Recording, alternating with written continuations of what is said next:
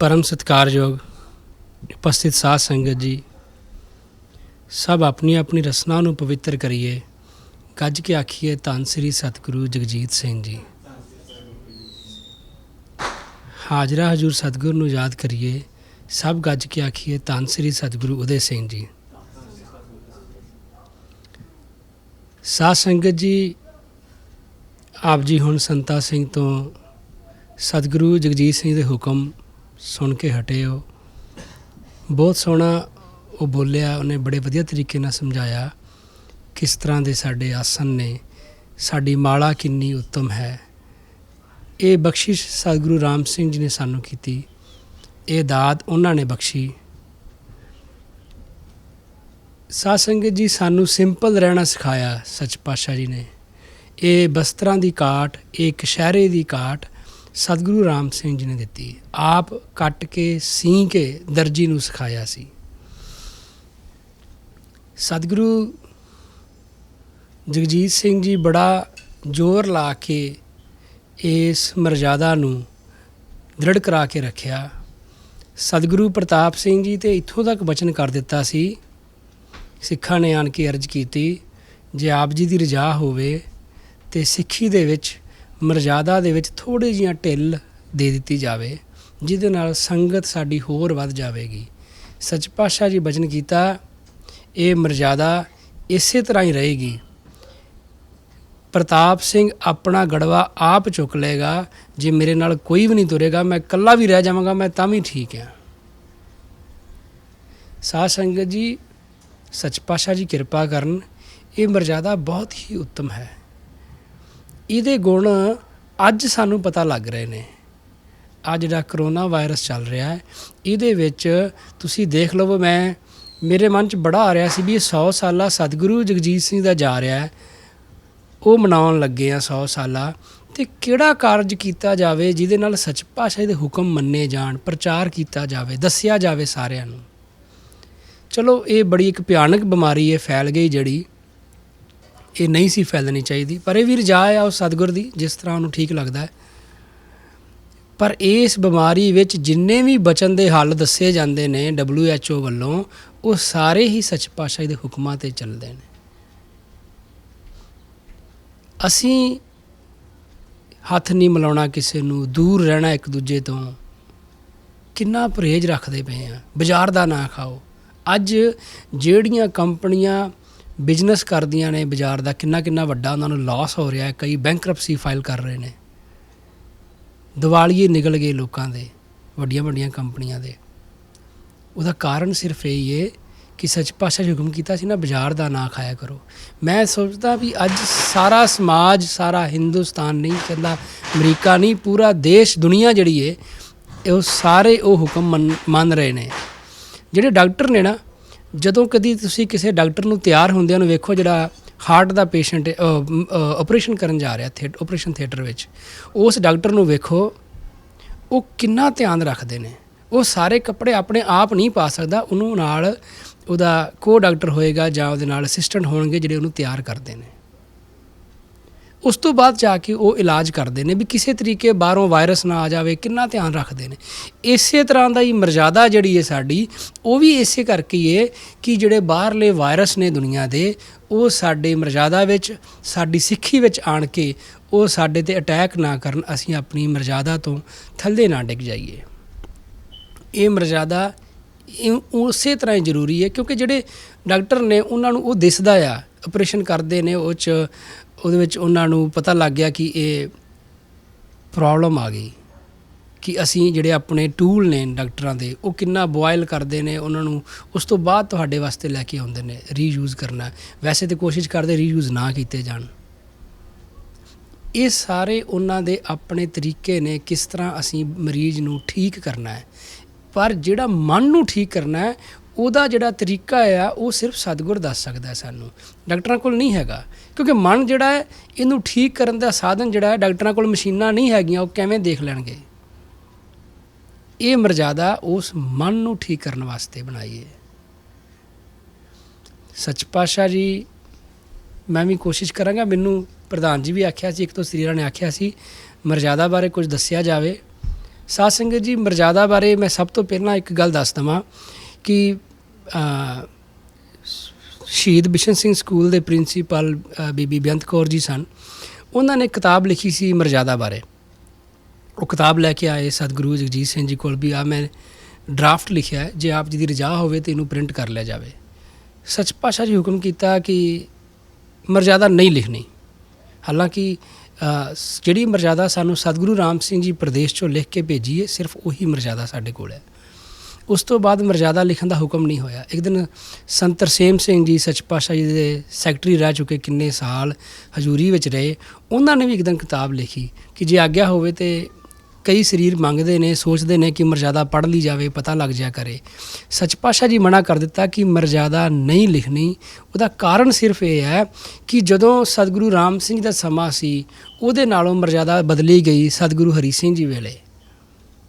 ਸਤਿਗੁਰੂ ਹਰੀ ਸਿੰਘ ਜੀ ਤੋਂ ਬਾਅਦ ਸਤਿਗੁਰੂ ਪ੍ਰਤਾਪ ਸਿੰਘ ਜੀ ਵੇਲੇ ਵੀ ਸਮੇਂ ਦੇ ਹਿਸਾਬ ਨਾਲ ਕੁਝ ਚੇਂਜਿਸ ਆਏ। ਸਤਿਗੁਰੂ ਜਗਜੀਤ ਸਿੰਘ ਜੀ ਵੇਲੇ ਵੀ ਆਏ, ਵਰਤਮਾਨ ਸਤਿਗੁਰੂ ਜੀ ਵੇਲੇ ਵੀ ਆ ਰਹੇ ਨੇ। ਕਈ ਬੰਦੇ ਮਰਜ਼ਾਦਾ ਤੇ ਭਾਵੇਂ ਨਾ ਧਾਰਨੀ ਹੋਣ, ਨਾ ਰੱਖਣ, ਪਰ ਉਹਨਾਂ ਨੇ ਆਣ ਕੇ ਇੱਕ ਅੜਿੱਚਣ ਪਾ ਦੇਣੀ ਹੈ, ਕਿਤਾਬ ਕੱਢ ਕੇ ਲੈ ਆਉਣਗੇ, ਵੇਖੋ ਜੀ ਫਲਾਣੇ ਸਤਿਗੁਰੂ ਨੇ ਤਾਂ ਆਹ ਹੁਕਮ ਕੀਤਾ ਸੀ, ਤੁਸੀਂ ਕਿਉਂ ਚੇਂਜ ਕਰਦੇ ਹੋ। ਮੰਨਣਾ ਉਹਨਾਂ ਨੇ ਕੁਝ ਨਹੀਂ, ਕਰਨਾ ਉਹਨਾਂ ਨੇ ਕੁਝ ਨਹੀਂ, ਸਿਰਫ ਉਹਨਾਂ ਨੇ ਅੜਿੱਚਣ ਪਾਉਣੀ ਹੈ, ਸਿਰਫ ਇੱਕ ਗੱਲ ਕਰ ਦੇਣੀ ਹੈ। ਜਿਹੜਾ ਬੰਦਾ ਪੂਰਨ ਤੌਰ 'ਤੇ ਮਰਜ਼ਾਦਾ ਰੱਖੇਗਾ, ਜਦੋਂ ਵਰਤਮਾਨ ਸਤਿਗੁਰੂ ਜਿਹੜਾ ਵੀ ਹੋਏਗਾ, ਜਦੋਂ ਉਹ ਚੇਂਜ ਕਰੇਗਾ, ਉਹਦੇ ਵਿੱਚ ਤਬਦੀਲੀ ਲਿਆਏਗਾ, ਤਾਂ ਉਹਨੂੰ ਕੋਈ ਇਤਰਾਜ਼ ਨਹੀਂ ਹੋਏਗਾ ਕਿ ਸਤਿਬਚਨ ਜੀ ਹਾਜ਼ਰਾ ਹਜ਼ੂਰ ਸਤਿਗੁਰ ਸਾਰਾ ਕੁਝ ਕਰ ਸਕਦਾ ਹੈ। ਇਸ ਕਰਕੇ ਜਿਹੜੀ ਮਰਜ਼ਾਦਾ ਆ, ਇਹ ਸਵੱਛਪਾ ਦੇ ਹੁਕਮਾਂ ਦੇ ਅਨੁਸਾਰ ਹੀ ਬਦਲੀ ਜਾਂਦੀ ਹੈ। ਕੋਈ ਵੀ ਸਿੱਖ ਇਹਨੂੰ ਪੂਰਨ ਰੂਪ ਵਿੱਚ ਇਹ ਨਹੀਂ ਕਹਿ ਸਕਦਾ ਕਿ ਇਹ ਮਰਜ਼ਾਦਾ ਜਿਹੜੀ ਮੈਂ ਕਹਿ ਰਿਹਾ ਸਿਰਫ ਇਹੀ ਠੀਕ ਹੈ। ਮਰਜ਼ਾਦਾ ਉਹ ਹੈ ਜਿਹੜੀ ਸੱਚ ਪਾਤਸ਼ਾਹ ਜੀ ਨੂੰ ਪ੍ਰਵਾਨ ਹੈ। ਕਿਸੇ ਟਾਈਮ 'ਤੇ ਸਤਿਗੁਰੂ ਰਾਮ ਸਿੰਘ ਜੀ ਜਿਹੜੇ ਸਿੱਖ ਸਨ ਸੋਧ ਮਰਜ਼ਾਦਾ ਵਾਲੇ, ਉਹਨਾਂ ਕੋਲੋਂ ਪ੍ਰਸ਼ਾਦਾ ਛਕਦੇ ਸਨ, ਪਰ ਭਾਈ ਲਹਿਣਾ ਸਿੰਘ ਜੀ ਜਿਹੜੇ ਸਨ, ਉਹ ਹਰੀ ਸਿੰਘ ਨਲੂਏ ਦੇ ਜਵਾਈ, ਉਹਨਾਂ ਕੋਲੋਂ ਵੀ ਜਾ ਕੇ ਸੱਚ ਪਾਤਸ਼ਾਹ ਜੀ ਛਕ ਲਿਆ। ਉਹ ਧੋਤੀ ਲੰਗੋਟੀ ਪਾਉਂਦੇ ਸਨ, ਕਸ਼ਹਿਰਾ ਨਹੀਂ ਭਜਨ ਕਰਦੇ ਸਨ, ਪਰ ਸੱਚਪਾ ਕੋਲੋਂ ਭਜਨ ਨਹੀਂ ਸੀ ਪੁੱਛਿਆ ਹੋਇਆ। ਉਹਨਾਂ ਕੋਲੋਂ ਵੀ ਜਾ ਕੇ ਲੰਗਰ ਛਕ ਲਿਆ। ਛੇਵੇਂ ਪਾਤਸ਼ਾਹ ਜੀ ਵੇਲੇ ਪ੍ਰਸੰਗ ਹੁੰਦਾ ਕਿ ਉਹ ਘੋੜੇ 'ਤੇ ਚੜ੍ਹੇ ਜਾ ਰਹੇ ਸਨ, ਉਹ ਬੀਬੀ ਅੱਗੇ ਖਲੋਤੀ ਇੱਕ ਲੰਗਰ ਲੈ ਕੇ, ਪ੍ਰਸ਼ਾਦਾ ਲੈ ਕੇ। ਸੱਚ ਪਾਤਸ਼ਾਹ ਜੀ ਨੂੰ ਕੀਤਾ, ਬੀਬੀ ਬਹੁਤ ਭੁੱਖ ਲੱਗੀ ਹੈ, ਉਹਦੇ ਕੋਲੋਂ ਪ੍ਰਸ਼ਾਦਾ ਛਕ ਲਿਆ। ਨਾ ਘੋੜੇ ਤੋਂ ਉਤਰੇ, ਘੋੜੇ ਦੀ ਲਗਾਮ ਲੈਦਰ ਦੀ ਹੁੰਦੀ ਹੈ, ਚਮੜੇ ਦੀ ਹੁੰਦੀ ਹੈ, ਨਾ ਹੱਥ ਧੋਤੇ, ਨਾ ਜੋੜਾ ਲਾਇਆ। ਇਹ ਤਾਂ ਉਹਦੀ ਰਜਾ ਆ। ਅਗਲੇ ਦਿਨ ਸੇਵਕ ਖਲੋ ਗਿਆ ਆਣ ਕੇ, ਪਾਤਸ਼ਾਹ ਜੀ ਮੈਂ ਸੋਚਿਆ ਸ਼ਾਇਦ ਆਪ ਜੀ ਸੱਚ ਭਾਉ ਕੀਤਾ ਵੀ ਤੂੰ ਕਾਹਤੋਂ ਖਲੋਤਾ ਇੱਥੇ। ਉਹ ਆਂਦਾ ਜੀ ਆਪ ਜੀ ਕੱਲ੍ਹ ਵੀ ਛਕਿਆ ਸੀ, ਮੈਨੂੰ ਲੱਗਦਾ ਵੀ ਸ਼ਾਇਦ ਆਪ ਜੀ ਨੂੰ ਭੁੱਖ ਲੱਗਦੀ ਹੋਏਗੀ ਇਸ ਟਾਈਮ, ਮੈਂ ਤਾਂ ਆਇਆ ਅੱਜ। ਸੱਚ ਭਾਉ ਕੀਤਾ, ਤੈਨੂੰ ਨਹੀਂ ਪਤਾ ਮੈਂ ਇਸ ਟਾਈਮ ਪ੍ਰਸ਼ਾਦਾ ਨਹੀਂ ਸਕਦਾ। ਕੱਲ੍ਹ ਤੇ ਉਸ ਬੀਬੀ ਦੇ ਪ੍ਰੇਮ ਦੇ ਵਸ ਵਿੱਚ ਆਣ ਕੇ ਭਗਵਾਨ ਰਾਮ ਨੇ ਜੂਠੀਆਂ ਬੇਰ ਖਾਧੇ ਉਹਦੇ ਪੀਲਣੀ ਦੇ। ਇਹ ਜਿਹੜੀ ਮਰਜ਼ਾਦਾ ਹੈ ਨਾ, ਇਹ ਮਰਜ਼ਾਦਾ ਸਿਰਫ ਸੱਚ ਪਾਤਸ਼ਾਹ ਦਾ ਹੁਕਮ ਜਿਹੜਾ ਉਹੀ ਮਰਜ਼ਾਦਾ ਆ। ਕੋਈ ਮਰਜ਼ਾਦਾ ਦੇ ਉੱਤੇ ਅਸੀਂ ਇਹ ਨਹੀਂ ਕਹਿ ਸਕਦੇ ਕਿ ਜੋ ਆ ਕਹਿ ਦਿੱਤਾ ਗਿਆ ਸਿਰਫ ਇਹੀ ਮਰਜ਼ਾਦਾ ਹੈ। ਮੈਂ ਹੁਣ ਕੁਝ ਕੋਸ਼ਿਸ਼ ਕਰਾਂਗਾ ਸਾਧ ਸੰਗਤ ਦੇ ਚਰਨਾਂ 'ਚ ਅਰਜ਼ ਬੇਨਤੀ ਕਰਨ ਦੀ। ਮਰਜ਼ਾਦਾ ਦੇ ਵਿੱਚ ਸਭ ਤੋਂ ਪਹਿਲੀ ਗੱਲ ਇਹ ਹੈ ਕਿ ਮਰਜ਼ਾਦਾ ਸਾਨੂੰ ਉਦੋਂ ਸਮਝ ਆਉਣੀ ਸ਼ੁਰੂ ਹੋਏਗੀ ਜਦੋਂ ਅਸੀਂ ਆਪਣੇ ਆਪ ਨੂੰ ਆਪਣੇ ਸਤਿਗੁਰ ਦੇ ਅੱਗੇ ਸਮਰਪਿਤ ਕਰ ਦੇਵਾਂਗੇ। ਜਦੋਂ ਅਸੀਂ ਸਮਰਪਿਤ ਕਰ ਦੇਵਾਂਗੇ, ਫਿਰ ਸਾਡੇ ਮਨ ਵਿੱਚ ਕਿੰਤੂ ਪਰੰਤੂ ਨਹੀਂ ਉੱਠੇਗਾ, ਅਤੇ ਫਿਰ ਅਸੀਂ ਮਰਜ਼ਾਦਾ ਦੇ ਧਾਰਨੀ ਸੌਖੇ ਬਣਾਂਗੇ। ਹੁਣ ਸਾਨੂੰ ਸਤਿਗੁਰੂ ਗੋਬਿੰਦ ਸਿੰਘ ਜੀ ਕੰਘਾ ਦਿੱਤਾ ਹੈ ਲੱਕੜ ਦਾ, ਕੰਘੇ ਦੇ ਨਾਲ ਕੇਸ ਵਾਹੁਣੇ ਨੇ। ਹੁਣ ਜੇ ਆਯੁਰਵੇਦਿਕ ਦੀ ਗੱਲ ਕਰੀਏ ਤਾਂ ਆਯੁਰਵੇਦਿਕ ਕਹਿੰਦਾ ਕਿ ਤੁਸੀਂ ਕੰਘੇ ਦੇ ਨਾਲ ਜਦੋਂ ਕੇਸ ਵਾਹੋਗੇ, ਆਪਣੇ ਸਰੀਰ ਦੇ ਸਿਰ ਵਿੱਚ ਕੰਘੇ ਨੂੰ ਜ਼ੋਰ ਜ਼ੋਰ ਦੀ ਉਹਨੂੰ ਟੱਚ ਕਰੋਗੇ, ਉਹਦੇ ਨਾਲ ਤੁਹਾਡੇ ਜਿਹੜਾ ਬ੍ਰੇਨ ਆ ਉਹਦੇ ਵਿੱਚ ਬਲੱਡ ਦਾ ਸਰਕਲ ਬੜਾ ਵਧੀਆ ਹੋ ਜਾਏਗਾ, ਤੁਹਾਡਾ ਮਸਾਜ ਹੋ ਜਾਏਗੀ ਤੁਹਾਡੇ ਬ੍ਰੇਨ ਦੀ। ਉਂਝ ਅਸੀਂ ਕਰ ਹੀ ਨਹੀਂ ਸਕਦੇ। ਗੁਰੂ ਨਾਨਕ ਦੇਵ ਜੀ ਨੇ ਲਿਖ ਦਿੱਤਾ ਲੱਖਾਂ ਪਤਾਲ, ਲੱਖ ਕਾਸ ਲੱਖ ਪਤਾਲ, ਪਰ ਸਾਇੰਸ ਅੱਜ ਸਮਝ ਆਈ ਸਾਇੰਸ ਨੂੰ। ਜਿਹੜੇ ਸਾਡੇ ਸਤਿਗੁਰਾਂ ਦੇ ਹੁਕਮ ਨੇ ਉਹ ਸਾਰੇ ਹੀ ਠੀਕ ਨੇ।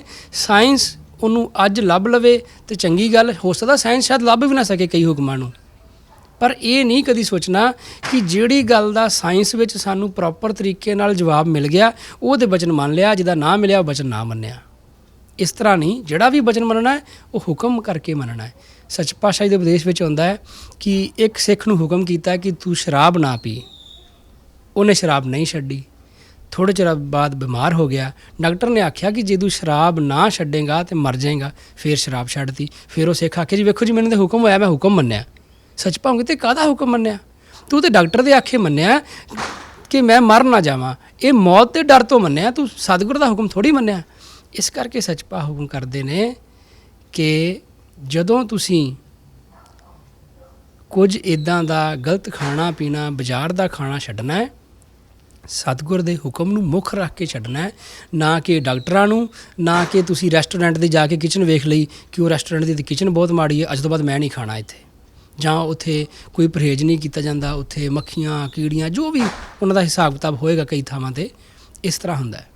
ਮੈਨੂੰ ਇੱਕ ਫਲੋਰੀਡਾ ਦਾ ਰੈਸਟੋਰੈਂਟ ਹੈ, ਆਪਣਾ ਇੰਡੀਅਨ ਰੈਸਟੋਰੈਂਟ ਸੀਗਾ, ਆਪਣਾ ਇੱਕ ਨਾਮਧਾਰੀ ਲੜਕਾ ਉੱਥੇ ਕੰਮ ਕਰਦਾ ਸੀਗਾ।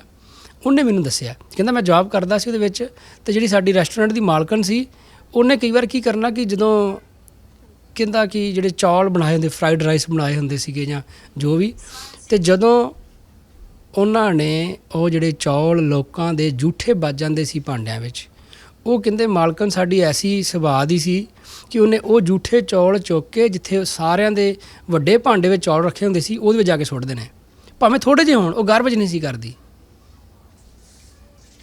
ਇਹ ਸਾਡੀਆਂ ਅੱਖਾਂ ਤੋਂ ਪਰੇ ਆ, ਸਾਨੂੰ ਦਿਸਦਾ ਨਹੀਂ, ਪਤਾ ਨਹੀਂ ਕਿਹੜੇ ਕਿਹੜੇ 'ਚ ਐਵੇਂ ਹੁੰਦਾ ਹੋਵੇ, ਸ਼ਾਇਦ ਇੱਕੋ 'ਚ ਹੁੰਦਾ ਸੀ ਔਰ ਕਿਸੇ 'ਚ ਨਾ ਵੀ ਹੁੰਦਾ ਹੋਵੇ। ਅਸੀਂ ਮੈਕਡੋਨਲਡ 'ਤੇ ਜਾ ਕੇ ਬੜੇ ਸ਼ੌਂਕ ਨਾਲ ਆਪਣਾ ਸਟੇਟਸ ਪਾ ਕੇ ਫੇਸਬੁੱਕ 'ਤੇ, ਜਾਂ ਅਸੀਂ ਲਿਖਦੇ ਹਾਂ ਕਿ ਮੈਂ ਮੈਕਡੋਨਲਡ 'ਚ ਬਹਿ ਕੇ ਖਾ ਰਿਹਾ। ਮੈਕਡੋਨਲਡ ਵਿੱਚ ਜਿੱਥੇ ਮਾਸ ਰਿੱਝਦਾ ਹੈ, ਜਿੱਥੇ ਜਿਹੜੇ ਤੇਲ ਵਿੱਚ ਫਰਾਈ ਕਰਦੇ ਨੇ ਨੌਨ ਵੈਜ ਫਰਾਈਜ਼ ਨੂੰ, ਉਸੇ ਵਿੱਚ ਉਹ ਦੂਸਰੇ ਫਰਾਈ ਕਰ ਰਹੇ ਨੇ, ਦੋਨੇ ਇਕੱਠੇ ਪਏ ਨੇ।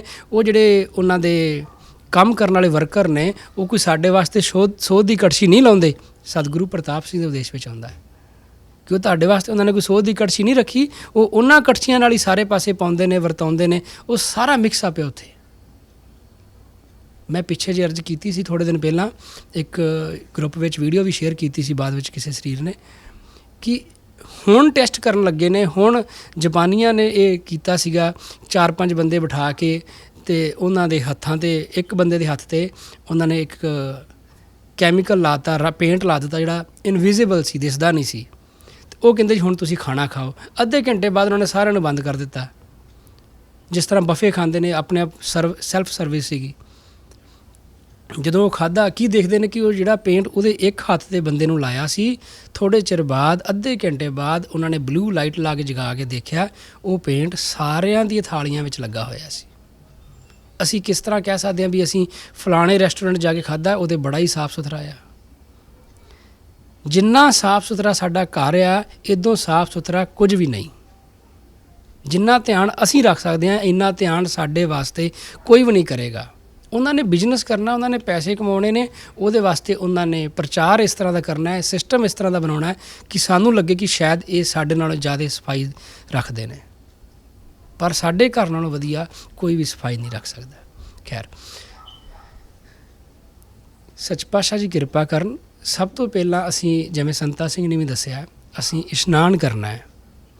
ਇਸ਼ਨਾਨ ਕਰਕੇ ਅਸੀਂ ਬਸਤਰ ਪਾਉਣੇ ਨੇ, ਫਿਰ ਨਾਮ ਜਪਣਾ। ਸੱਚ ਪਾਤਸ਼ਾਹ ਜੀ ਹੁਕਮ ਕਰਦੇ ਨੇ, ਜਦੋਂ ਤੁਸੀਂ ਸਵੇਰੇ ਪਹਿਲੀ ਅਰਦਾਸ ਕਰਦੇ ਹੋ, ਉਹ ਅਰਦਾਸ ਵਿੱਚ ਆਖਿਆ ਕਰੋ, ਗਰੀਬ ਨਵਾਜ਼ ਜੀ ਅਸੀਂ ਦਿਨ ਦੀ ਸ਼ੁਰੂਆਤ ਕਰਨ ਲੱਗੇ ਹਾਂ, ਕਿਰਪਾ ਕਰੋ ਸਾਡਾ ਦਿਨ ਆਪ ਜੀ ਦੇ ਹੁਕਮਾਂ ਵਿੱਚ ਲੰਘੇ, ਆਪ ਜੀ ਦੀ ਰਜ਼ਾ ਵਿੱਚ ਲੰਘੇ। ਇਸ ਤਰ੍ਹਾਂ ਪਹਿਲੀ ਅਰਦਾਸ ਕਰਕੇ ਫਿਰ ਨਾਮ ਜਪਿਆ ਕਰੋ।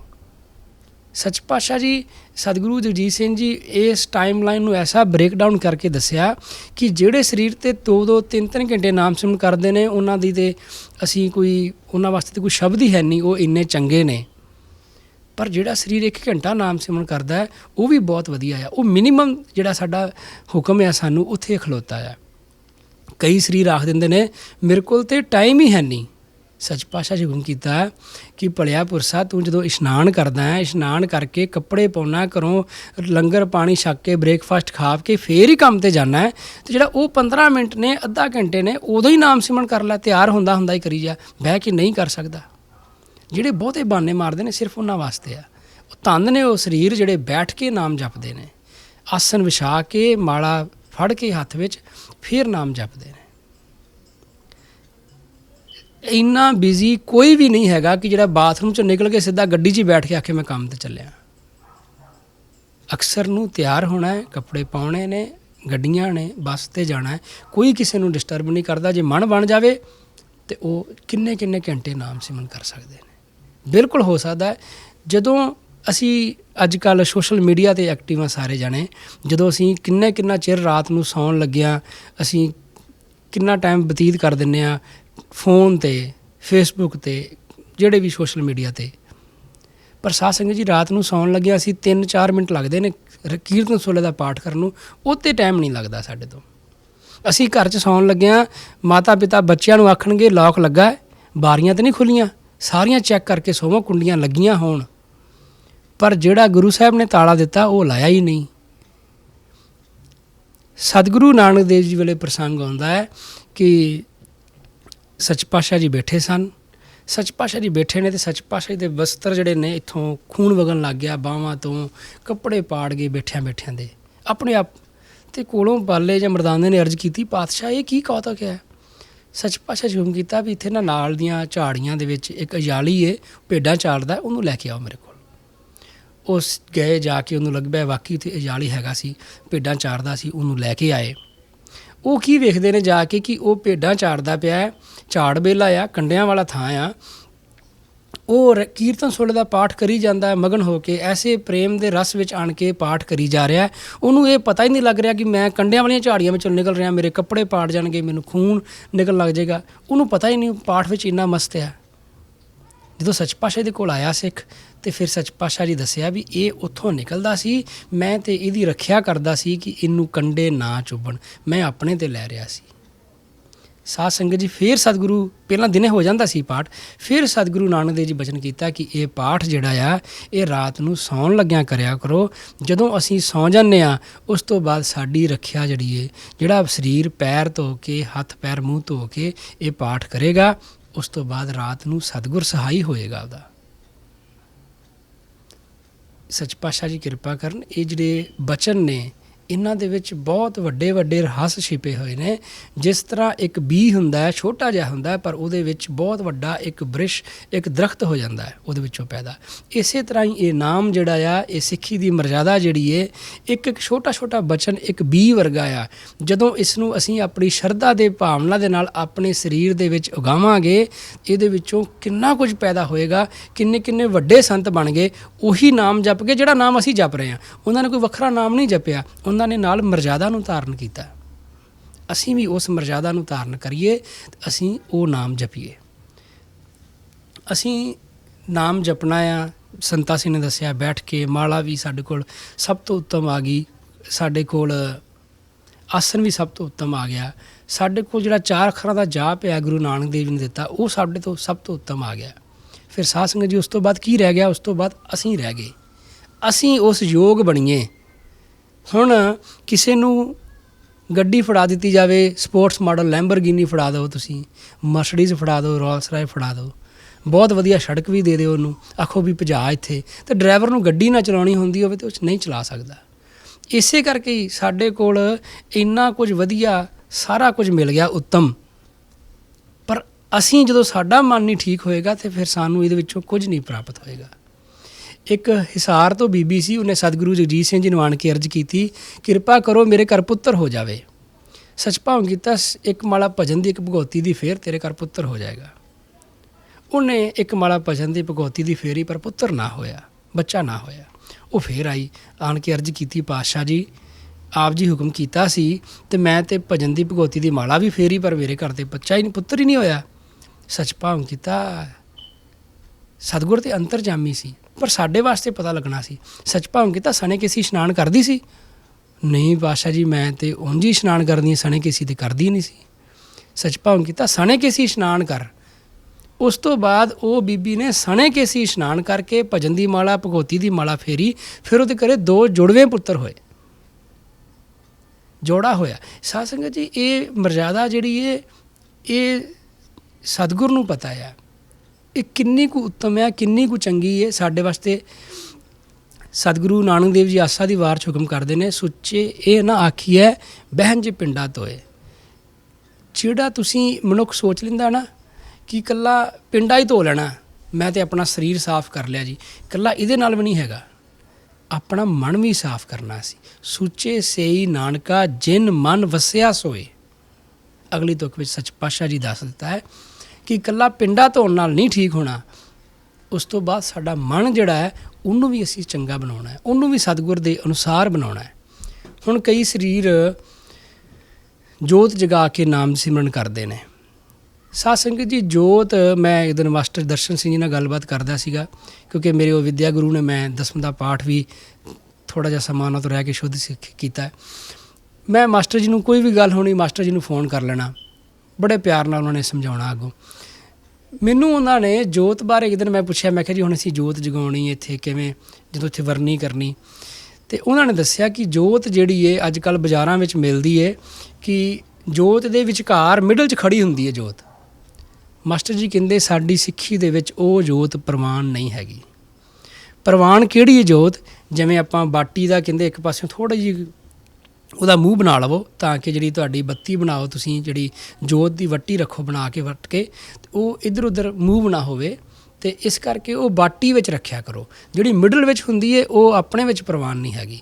ਫਿਰ ਨਾਲ ਉਹਨਾਂ ਨੇ ਆਖਿਆ ਵੀ ਜਦੋਂ ਤੁਸੀਂ ਜੋਤ ਦੀ ਬਾਟੀ ਜਿਹੜੀ ਹੈ ਉਹਦੀ ਜਿਹੜੀ ਜੋਤ ਹੈ ਉਹਦੀ ਨੌਰਥ ਵੱਲ ਨੂੰ ਡਾਇਰੈਕਸ਼ਨ ਹੋਵੇ, ਉਹਦੀ ਜੋਤ ਵੀ ਸਹੀ ਥਾਂ 'ਤੇ ਰੱਖਣੀ। ਇਹ ਨਹੀਂ ਕਿ ਜਿੱਧਰ ਨੂੰ ਠੀਕ ਕੀਤਾ ਮਨ ਕੀਤਾ ਉੱਧਰ ਨੂੰ ਜੋਤ ਰੱਖ ਲਈ। ਉਹ ਬਾਟੀ ਦੀ ਜਿਹੜੀ ਜੋਤ ਆ, ਉਹਦੀ ਜਿਹੜੀ ਲਾਟ ਆ, ਉਹ ਨੌਰਥ ਵੱਲ ਨੂੰ ਰੱਖ ਕੇ ਫਿਰ ਬਾਟੀ ਰੱਖਣੀ ਹੈ। ਇਸ ਤਰ੍ਹਾਂ ਉਹਨਾਂ ਨੇ ਬੜੀ ਡਿਟੇਲ 'ਚ ਕਿਉਂਕਿ ਇਹ ਮਰਜ਼ਾਦਾ ਉਹ ਹੈ ਕਿ ਜਦੋਂ ਅਸੀਂ ਅਖੰਡ ਪਾਠ ਕਰਦੇ ਹਾਂ, ਵਰਨੀਆਂ ਕਰਦੇ ਹਾਂ, ਉਹਨਾਂ ਦੇ ਵਿੱਚ ਇਹ ਬਹੁਤ ਬਰੀਕੀ ਵਿੱਚ ਜਾਇਆ ਜਾਂਦਾ ਹੈ। ਪਰ ਖੈਰ ਮੈਂ ਸਿਰਫ ਨੋਰਮਲ ਗੱਲ ਕਰਾਂਗਾ। ਕਈ ਸਰੀਰ ਘਰਾਂ 'ਚ ਜੋਤ ਜਗਾਉਂਦੇ ਨੇ, ਅਤੇ ਕਿਰਪਾ ਕਰਕੇ ਉਹ ਜਿਹੜੀ ਆਪਣੀ ਮਰਜ਼ਾਦਾ ਵਿੱਚ ਜੋਤ ਆ, ਜਿਹੜੀ ਸੱਚ ਪਾਤਸ਼ਾਹੀ ਨੂੰ ਪ੍ਰਵਾਨ ਆ, ਅਤੇ ਜਿਸ ਢੰਗ ਨਾਲ ਉਹਨੂੰ ਰੱਖਣਾ ਹੈ ਨਾਰਥ ਡਾਇਰੈਕਸ਼ਨ ਵੱਲ ਕਰਕੇ, ਉਸ ਤਰ੍ਹਾਂ ਰੱਖ ਕੇ ਅਤੇ ਫਿਰ ਜੋਤ ਜਗਾਈ ਜਾਵੇ। ਸੱਚਪਾ ਕਿਰਪਾ ਕਰਨ। ਜਿਸ ਮਨੋਕਾਮਨਾ ਕਰਕੇ ਅਸੀਂ ਜੋਤ ਜਗਾਉਂਦੇ ਹਾਂ, ਭਜਨ ਬਾਣੀ ਕਰਦੇ ਹਾਂ, ਉਹ ਮਨੋਕਾਮਨਾ ਪੂਰੀ ਹੋਵੇ। ਸੱਚ ਪਾਤਸ਼ਾਹ ਜੀ ਬਖਸ਼ਿਸ਼ ਰੱਖਣ ਸਾਰਿਆਂ ਦੇ। ਗੁਰੂ ਨਾਨਕ ਦੇਵ ਜੀ ਨੂੰ ਸੱਚ ਪਾਤਸ਼ਾਹ ਜੀ ਹੁਕਮ ਕੀਤਾ, ਪ੍ਰਭਾਤੇ ਪ੍ਰਭ ਨਾਮ ਜਪ ਗੁਰ ਕੇ ਚਰਨ ਧਿਆਏ। ਅੰਮ੍ਰਿਤ ਵੇਲੇ ਉੱਠ ਕੇ ਨਾਮ ਜਪ, ਆਪਣੇ ਸਤਿਗੁਰ ਦੇ ਚਰਨਾਂ ਨੂੰ ਧਿਆ, ਉਹਦੇ ਚਰਨਾਂ ਦੇ ਨਾਲ ਆਪਣੀ ਪ੍ਰੀਤ ਨੂੰ ਜੋੜ। ਸਿੱਖ ਨੇ ਅਰਜ਼ ਕੀਤੀ, ਪਾਤਸ਼ਾਹ ਜੇ ਮੈਂ ਸਵੇਰੇ ਉੱਠ ਕੇ ਨਾਮ ਜਪਾ ਸਕਾਂ ਤਾਂ ਉਸ ਤੋਂ ਬਾਅਦ ਠਹਿਰ ਕੇ ਨਾਮ ਜਪ ਲਵਾਂ। ਜੇ ਅੰਮ੍ਰਿਤ ਵੇਲੇ ਭਾਵ ਸਵਾ ਪਹਿਰ ਰਾਤ ਰਹਿੰਦਿਆਂ ਨਾ ਉੱਠ ਸਕਿਆ ਅਤੇ ਫਿਰ ਮੈਂ ਜੇ ਠਹਿਰ ਕੇ ਉੱਠ ਜਾਵਾਂ ਫਿਰ ਸੱਚਪਾ ਬਚਨ ਕੀਤਾ, ਦੂਜੈ ਬਹੁਤੇ ਰਾਹ ਮਨ ਕੀ ਮੱਤੀ ਖਿੰਡੀਆ। ਜੇ ਥੋੜ੍ਹਾ ਜਿਹਾ ਲੇਟ ਹੋ ਜਾਏਗਾ, ਉਸ ਤੋਂ ਬਾਅਦ ਥੋੜ੍ਹਾ ਜਿਹਾ ਦਿਨ ਦਾ ਚੜ੍ਹਾਅ ਹੋਣਾ ਸ਼ੁਰੂ ਹੋ ਜਾਏਗਾ, ਜਿਹੜਾ ਤੇਰਾ ਮਨ ਆ ਉਹ ਖਿੰਡਰ ਜਾਏਗਾ, ਉਹ ਭੱਜਣ ਲੱਗ ਜਾਂਦਾ ਇੱਧਰ ਉੱਧਰ। ਜਦੋਂ ਤੁਸੀਂ ਅੰਮ੍ਰਿਤ ਵੇਲੇ ਉੱਠ ਕੇ ਨਾਮ ਜਪਦੇ ਹੋ, ਤੁਸੀਂ ਵੇਖਿਓ ਜਿੰਨਾ ਦੁਪਹਿਰੇ ਦਿਨੇ ਨਾਮ ਜਪਦੇ ਹਾਂ ਮਨ ਖਿੰਡਰਦਾ, ਇੱਧਰ ਉੱਧਰ ਜਾਂਦਾ, ਅੰਮ੍ਰਿਤ ਵੇਲੇ ਨਹੀਂ ਭੱਜੇਗਾ, ਉਹ ਘੱਟ ਭੱਜੇਗਾ। ਉਸ ਤੋਂ ਬਾਅਦ ਉਹਨੂੰ ਕੰਟਰੋਲ ਕਰਨਾ ਸੌਖਾ ਹੋ ਜਾਏਗਾ। ਅਤੇ ਉਹ ਕਹਿੰਦਾ ਜੀ ਚਲੋ ਜੇ ਆਪਾਂ ਦੂਸਰੇ ਪੈਰ 'ਤੇ ਵੀ ਆਪਣਾ ਮਨ ਖਿੰਡਰ ਜਾਂਦਾ, ਥੋੜ੍ਹਾ ਜਿਹਾ ਹੋਰ ਠਹਿਰ ਕੇ ਆਪਾਂ ਨਾਮ ਜਪ ਲਈਏ। ਸੱਚ ਪਾਤਸ਼ਾਹ ਜੀ ਬਚਨ ਕੀਤਾ, ਤੀਜੇ ਮੂੰਹੀ ਗ੍ਰਾਹ। ਉਸ ਤੋਂ ਬਾਅਦ ਤੈਨੂੰ ਭੁੱਖ ਲੱਗ ਜਾਏਗੀ, ਕਿਉਂਕਿ ਰਾਤ ਦਾ ਛਕਿਆ ਪ੍ਰਸ਼ਾਦਾ ਲੇਟ ਹੋ ਜਾਏਗਾ, ਹੋਰ ਲੇਟ ਉੱਠੇਗਾ, ਫਿਰ ਤੈਨੂੰ ਭੁੱਖ ਲੱਗਣ ਲੱਗ ਜੀ, ਮੈਨੂੰ ਭੁੱਖ ਲੱਗ ਗਈ ਹੈ। ਜਿਵੇਂ ਲਿਖਿਆ ਨਾ, ਭੁੱਖ ਹੈ ਭਗਤ ਨਾ ਕੀਜੈ, ਯਹ ਮਾਲਾ ਆਪਣੀ ਲੀਜੈ। ਜੈਸੀ ਭੁੱਖ ਹੈ ਪ੍ਰੀਤ ਅਨਾਜ। ਭੁੱਖੇ ਬੰਦੇ ਦਾ ਮਨ ਭੱਜ ਕੇ ਅਨਾਜ ਵੱਲ, ਰੋਟੀ ਵੱਲ ਨੂੰ ਜਾਣਾ, ਭਜਨ ਵੱਲ ਤਾਂ ਜਾਣਾ ਹੀ ਨਹੀਂ ਮਨ। ਉਹ ਕਹਿੰਦਾ ਜੀ ਇਹ ਕਿਹੜੀ ਗੱਲ ਹੈ, ਉੱਠ ਕੇ ਪ੍ਰਸ਼ਾਦਾ ਛਕ ਕੇ ਅਤੇ ਫਿਰ ਆਪਾਂ ਨਾਮ ਜਪ ਲਾਂਗੇ। ਉਹ ਕੋਈ ਮੇਰੇ ਵਰਗਾ ਸੀ ਵਾਹਵਾ ਢੀਠ ਅੱਗੋਂ ਸਵਾਲ ਕਰੀ ਜਾਂਦਾ ਸੀ ਇੱਦਾਂ ਦੇ। ਸੱਚ ਪਾਤਸ਼ਾਹ ਜੀ ਕਿਰਪਾ ਕਰਦੇ ਜਵਾਬ ਦਿੰਦੇ ਨੇ ਸਿੱਖਾਂ ਨੂੰ। ਤੁਸੀਂ ਗੁਰਬਾਣੀ ਨੂੰ ਧਿਆਨ ਨਾਲ ਪੜ੍ਹੋ, ਸਾਰੀ ਪ੍ਰਸ਼ਨੋਤਰੀ ਹੈ ਗੁਰਬਾਣੀ, ਪ੍ਰਸ਼ਨ ਉੱਤਰ ਹੀ ਨੇ ਸਾਰੀ ਗੁਰਬਾਣੀ ਵਿੱਚ। ਪਹਿਲਾਂ ਗੁਰੂ ਸਾਹਿਬ ਪ੍ਰਸ਼ਨ ਕਰਦੇ ਨੇ ਆਪਣੇ ਆਪ, ਫਿਰ ਉਹਦਾ ਜਵਾਬ ਦਿੰਦੇ ਨੇ। ਇਸੇ ਤਰ੍ਹਾਂ ਹੀ ਫਿਰ ਉਹ ਸੱਚ ਪਾਤਸ਼ਾਹ ਜੀ ਹੁਕਮ ਕੀਤਾ, ਚੌਥੇ ਆਈ ਊਗ ਅੱਖੀਂ ਮੀਟ ਪਵਾਰ ਗਿਆ। ਉਸ ਤੋਂ ਬਾਅਦ ਤੈਨੂੰ ਨੀਂਦ ਆ ਜਾਏਗੀ, ਤੂੰ ਕਿਸ ਤਰ੍ਹਾਂ ਨਾਮ ਜਪ ਲਏਗਾ ਉਸ ਤੋਂ ਬਾਅਦ 'ਚ। ਉਹ ਕਹਿੰਦਾ ਜੀ ਇਹਦਾ ਮਤਲਬ ਫਿਰ ਉਸ ਤੋਂ ਬਾਅਦ ਤਾਂ ਫਿਰ ਨਾਮ ਜਪ ਹੀ ਨਹੀਂ ਸਕਦਾ ਬੰਦਾ। ਜੇ ਸਵੇਰੇ ਅੰਮ੍ਰਿਤ ਵੇਲੇ ਨਾ ਉੱਠਿਆ, ਫਿਰ ਉਹ ਨਾਮ ਕਦੋਂ ਜਪੇਗਾ? ਉਹਦੇ ਵਾਸਤੇ ਨਾਮ ਜਪਣ ਦਾ ਹੋਰ ਕਿਹੜਾ ਸਹੀ ਵੇਲਾ ਹੈ? ਫਿਰ ਸੱਚ ਪਾਤਸ਼ਾਹ ਜੀ ਬਚਨ ਕੀਤਾ ਹੈ ਗੁਰੂ ਨਾਨਕ ਦੇਵ ਜੀ, ਸਭੇ ਵੇਲਾ ਵਕਤ ਸਭ ਜੇ ਅੱਠੀ ਭਾਉ ਹੋਏ, ਨਾਨਕ ਸਾਹਿਬ ਮਨ ਵਸੈ ਸੱਚਾ ਨਾਮਨ ਹੋਏ।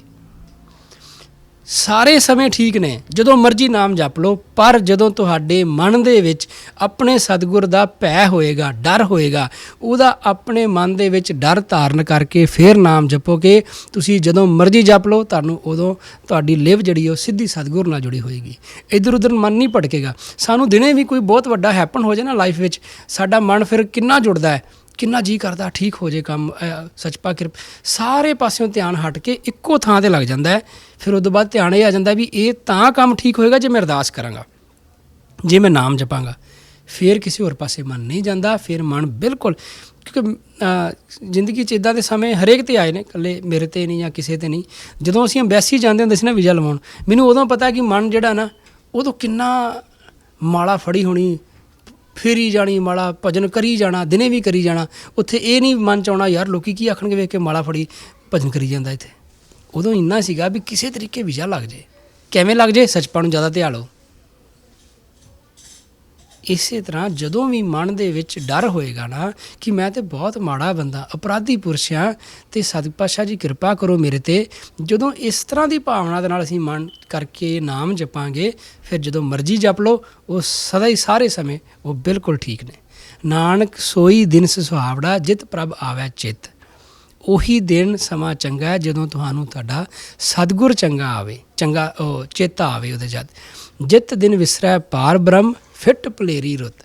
ਜਦੋਂ ਤੁਹਾਨੂੰ ਉਹ ਪਾਰ ਬ੍ਰਹਮ ਆਪਣਾ ਸਤਿਗੁਰ ਜਿਹੜਾ ਹੈ ਉਹ ਭੁੱਲ ਜਾਂਦਾ ਹੈ, ਉਹ ਰੁੱਤ, ਉਹ ਸਮਾਂ ਸਾਰਾ ਕੁਝ ਗਲਤ ਆ, ਉਹ ਨਹੀਂ ਠੀਕ ਹੈਗਾ ਸਾਡੇ ਵਾਸਤੇ। ਸਾਧ ਸੰਗਤ ਜੀ, ਸੱਚ ਪਾਤਸ਼ਾਹ ਜੀ, ਹੁਣ ਅਸੀਂ ਜਦੋਂ ਨਾਮ ਜਪਦੇ ਹਾਂ ਨਾ, ਨਾਮ ਜਪਦੇ ਹਾਂ ਸਾਡਾ ਮਨ ਨਹੀਂ ਲੱਗਦਾ। ਮਾਲਾ ਜਪਣੀ ਹੈ, ਮੈਂ ਮਾਲਾ ਦੀ ਇੱਕ ਮਰਜ਼ਾਦਾ ਦੱਸ ਦੇਵਾਂ। ਜਿਵੇਂ ਸੱਚ ਪਾਤਸ਼ਾਹ ਜੀ ਹੁਕਮ ਕਰਦੇ ਸਨ, ਜਿਹੜੀ ਮਾਲਾ ਹੁੰਦੀ ਹੈ ਨਾ, ਇਹਦੇ ਵਿੱਚ 2 ਜਾਮਣ ਹੁੰਦੇ ਨੇ, 1 ਮੇਰ ਹੁੰਦਾ ਹੈ। ਇਸ ਜਾਮਣ ਨੂੰ 2 ਜਾਮਣ ਇਸ ਕਰਕੇ ਹੁੰਦੇ ਨੇ ਕਿ ਮਾਲਾ ਜਿਹੜੀ ਉਹ 1 ਜਾਮਣ ਇੱਥੇ ਰਹੇਗਾ, ਇਹਨੂੰ ਮੂਵ ਨਹੀਂ ਕਰਨਾ, ਆਪਾਂ 1 ਨਾਲ ਕਾਊਂਟਿੰਗ ਸ਼ੁਰੂ ਕਰ ਦੇਵਾਂਗੇ, ਆਪਣੇ ਚੱਲੀ ਜਾਵਾਂਗੇ। ਜਿਹੜਾ ਆਹ ਜਾਮਣ ਆ ਇੱਥੇ ਰਹੇਗਾ। ਜਦੋਂ ਅਸੀਂ ਮਾਲਾ ਕਰਦੇ ਹਾਂ, ਇਹਨੇ ਘੁੰਮ ਕੇ ਦੂਜੇ ਪਾਸੇ ਚਲੇ ਜਾਣਾ ਹੈ, ਫਿਰ ਅਸੀਂ ਇਹ ਸੋਚਦੇ ਹਾਂ ਵੀ ਦੂਸਰੀ ਮਾਲਾ ਕਰ ਲਈਏ ਫਿਰ ਵਾਪਸ ਚਲੇ ਜਾਈਏ। ਵਾਪਸ ਨਹੀਂ ਜਾਣਾ, ਵਾਪਸ ਹੱਥ ਨਾਲ ਲੈ ਕੇ ਆਓ। ਜਦੋਂ ਮਾਲਾ ਕਰਨੀ ਹੈ ਉਹ 1 ਸਾਈਡ 1 ਵੇ ਹੀ ਮਾਲਾ ਜਪਣੀ ਹੈ, 1 ਵੇ ਹੀ ਨਾਮ ਜਪਣਾ ਉਹਦੇ ਉੱਤੇ। ਕਦੀ ਉਹਨੂੰ ਆਪੋਜ਼ਿਟ ਡਾਇਰੈਕਸ਼ਨ 'ਚ ਨਹੀਂ ਲੈ ਕੇ ਜਾਣਾ। ਜਿੱਧਰੋਂ ਮਰਜ਼ੀ ਇੱਕ ਵਾਰੀ ਸ਼ੁਰੂ ਕਰ ਲਓ, ਉਹਦੇ ਨਾਲ ਕੋਈ ਫਰਕ ਨਹੀਂ ਪੈਂਦਾ। ਇੱਕ ਡਾਇਰੈਕਸ਼ਨ, ਇਸ ਕਰਕੇ ਆ 2 ਜਾਮਣ ਹੁੰਦੇ ਨੇ, 1 ਮੇਰ ਹੁੰਦਾ ਹੈ। ਇਹਨੂੰ ਕਦੀ ਵੀ ਮੇਰ ਦੇ ਉੱਤੋਂ ਦੀ ਜਾਮਣ ਨੂੰ ਨਹੀਂ ਲਗਾਉਣਾ, ਪਰਲੇ ਬੰਨੇ ਦੀ ਘੁਮਾ ਕੇ ਲਿਆਉਣਾ। ਸਤਿਗੁਰੂ ਪ੍ਰਤਾਪ ਸਿੰਘ ਜੀ ਬਾਰੇ ਸੁਣਿਆ ਸੀ ਕਿ ਸੱਚ ਪਾਤਸ਼ਾਹ ਜੀ ਜਦੋਂ ਨਾਮ ਜਪਦੇ ਸਨ, 1 ਵਾਰੀ ਭਜਨ ਦਾ ਮਣਕਾ ਅੱਗੇ ਕਰਦੇ ਸਨ ਅਤੇ 8 ਵਾਰੀ ਭਜਨ ਦਾ ਨਾਮ ਲੈਂਦੇ ਸਨ। ਮੈਂ ਸਤਿਗੁਰੂ ਜਗਜੀਤ ਸਿੰਘ ਜੀ ਨੂੰ ਵੇਖਿਆ, ਸੱਚ ਪਾਤਸ਼ਾਹ ਜੀ ਦੀ ਮਾਲਾ 13-14 ਮਣਕਿਆਂ 'ਚ ਮਾਲਾ ਕੰਪਲੀਟ ਹੋ ਜਾਂਦੀ ਸੀ, ਉਹ ਵੀ 8 ਵਾਰੀ ਭਜਨ ਦਾ ਨਾਮ ਲੈਂਦੇ ਸਨ। ਮੈਂ ਨਾ ਸੁਣਿਆ ਸੀ 2002 ਦੇ ਆਸ-ਪਾਸ, ਕਾਫੀ ਪਹਿਲਾਂ ਸੁਣਿਆ ਸੀਗਾ ਵੀ ਸੱਚ ਪਾਤਸ਼ਾਹ ਜੀ ਇਸ ਤਰ੍ਹਾਂ ਨਾਮ ਜਪਦੇ। ਫਿਰ ਦੇਖਿਆ ਵੀ ਕਿ ਸੱਚ ਪਾਤਸ਼ਾਹ ਜੀ ਬੜਾ ਸਲੋ ਮਣਕਾ ਜਾਂਦਾ ਹੈ, ਪਰ ਰਸਨਾ ਤੇਜ਼ ਚੱਲਦੀ ਹੈ। ਉਹਦਾ ਕੀ ਕਾਰਨ ਹੈ ਸਾਧ ਸੰਗਤ ਜੀ? ਇਹ ਇੱਕ ਐਕਸਪੈਰੀਮੈਂਟ ਹੈ ਸਾਡੇ ਵਾਸਤੇ। ਸਾਨੂੰ ਹੁਕਮ ਹੈ ਕਿ ਸਾਡਾ ਜਿਹੜਾ ਮਨ ਹੈ ਨਾ ਨਾਮ ਜਪਦਿਆਂ, ਉਹ ਇੱਧਰ ਉੱਧਰ ਨਹੀਂ ਜਾਣਾ ਚਾਹੀਦਾ। ਹੁਣ ਜਦੋਂ ਤੁਸੀਂ 1 ਮਣਕੇ 'ਤੇ 1 ਮਾਲਾ 1 ਮਣਕਾ ਕਰੋਗੇ, ਬੜਾ ਸੌਖਾ ਹੋ ਜਾਏਗਾ। ਰਸਨਾ ਜਿਹੜੀ ਹੈ ਉਹ ਥੋੜ੍ਹੀ ਜਿਹੀ ਤੇਜ਼ ਚੱਲਦੀ ਹੈ, ਪਰ ਹੱਥ ਉਨੀ ਤੇਜ਼ ਨਹੀਂ ਚੱਲਦਾ। ਕਈ ਵਾਰ ਸਾਡਾ ਨੈਚੁਰਲੀ ਗੱਲ ਹੈ ਕਿ ਜਿੰਨੀ ਤੇਜ਼ ਰਸਨਾ ਚੱਲ ਸਕਦੀ ਹੈ, ਹੱਥ ਉਨੀ ਤੇਜ਼ ਨਹੀਂ ਚੱਲ ਸਕਦਾ। ਇਸ ਕਰਕੇ ਫਿਰ ਉਹਨੂੰ 1 ਮਾਲਾ ਮਣਕਾ ਹੋ ਜੇ, 2 ਭਜਨ ਦਾ ਨਾਮ ਹੋ ਜੇ, ਤੁਸੀਂ ਗੇਅਰ ਪਾ ਲਿਆ ਡਬਲ। ਪਰ ਤੁਹਾਡਾ ਮਨ ਇਹ ਰਹੇਗਾ ਵੀ ਮੈਂ 1 ਮਣਕੇ 'ਤੇ 2 ਵਾਰੀ ਹੀ ਨਾਮ ਜਪਣਾ ਹੈ। ਕਈ ਸਰੀਰ ਤੁਸੀਂ ਦੇਖਿਓ, ਮੈਂ ਵੀ ਕਈ ਵਾਰ ਵੇਖਿਆ, ਉਹਨਾਂ ਮਾਲਾ ਨੂੰ ਫੜ ਕੇ ਇੱਦਾਂ ਫੇਰ ਹੀ ਜਾਣਗੇ। ਕਿਰਪਾ ਕਰਕੇ ਇੱਦਾਂ ਮਾਲਾ ਨਾ ਫੇਰੀ ਜਾਵੇ। ਮਾਲਾ ਦੀ ਜਿਹੜੀ ਮਰਜ਼ਾਦਾ ਆ, ਉਹਨੂੰ ਕੱਲੇ ਮਣਕੇ ਨੂੰ ਫੇਰਿਆ ਜਾਵੇ, ਕੱਲੇ ਮਣਕੇ 'ਤੇ ਭਜਨ ਦਾ ਨਾਮ ਲਿਆ ਜਾਵੇ। ਇਹ ਨਹੀਂ ਵੀ ਤੁਸੀਂ 4-5 ਮਣਕੇ ਦਵਾ ਦਵ ਤੇਜ਼ ਕੱਢੀ ਜਾਓ, 1 ਵਾਰੀ ਭਜਨ ਦਾ ਨਾਮ ਲਵੋ, ਨਹੀਂ। ਇਸ ਕਰਕੇ ਸੱਚ ਪਾਤਸ਼ਾਹ ਜੀ ਉਹਨੂੰ ਇਸ ਤਰ੍ਹਾਂ ਕਰਦੇ ਸੀ ਕਿ ਹੱਥ ਉਨੀ ਤੇਜ਼ ਚੱਲ ਨਹੀਂ ਸਕਦਾ ਜਿੰਨੀ ਤੇਜ਼ ਰਸਨਾ ਸਾਡੀ ਚੱਲ ਸਕਦੀ ਹੈ। 1 ਮਣਕੇ 'ਤੇ 2 ਵਾਰੀ ਪਹਿਲਾਂ ਸ਼ੁਰੂ ਕਰੋ, ਫਿਰ ਉਹਨੂੰ 4 ਵਾਰੀ ਕਰ ਲਓ, 4 ਤੋਂ 8 ਵਾਰੀ ਕਰ ਲਓ। ਮੈਂ ਇਹ ਪ੍ਰੈਕਟਿਸ ਕਰਕੇ ਵੇਖੀ ਹੈ।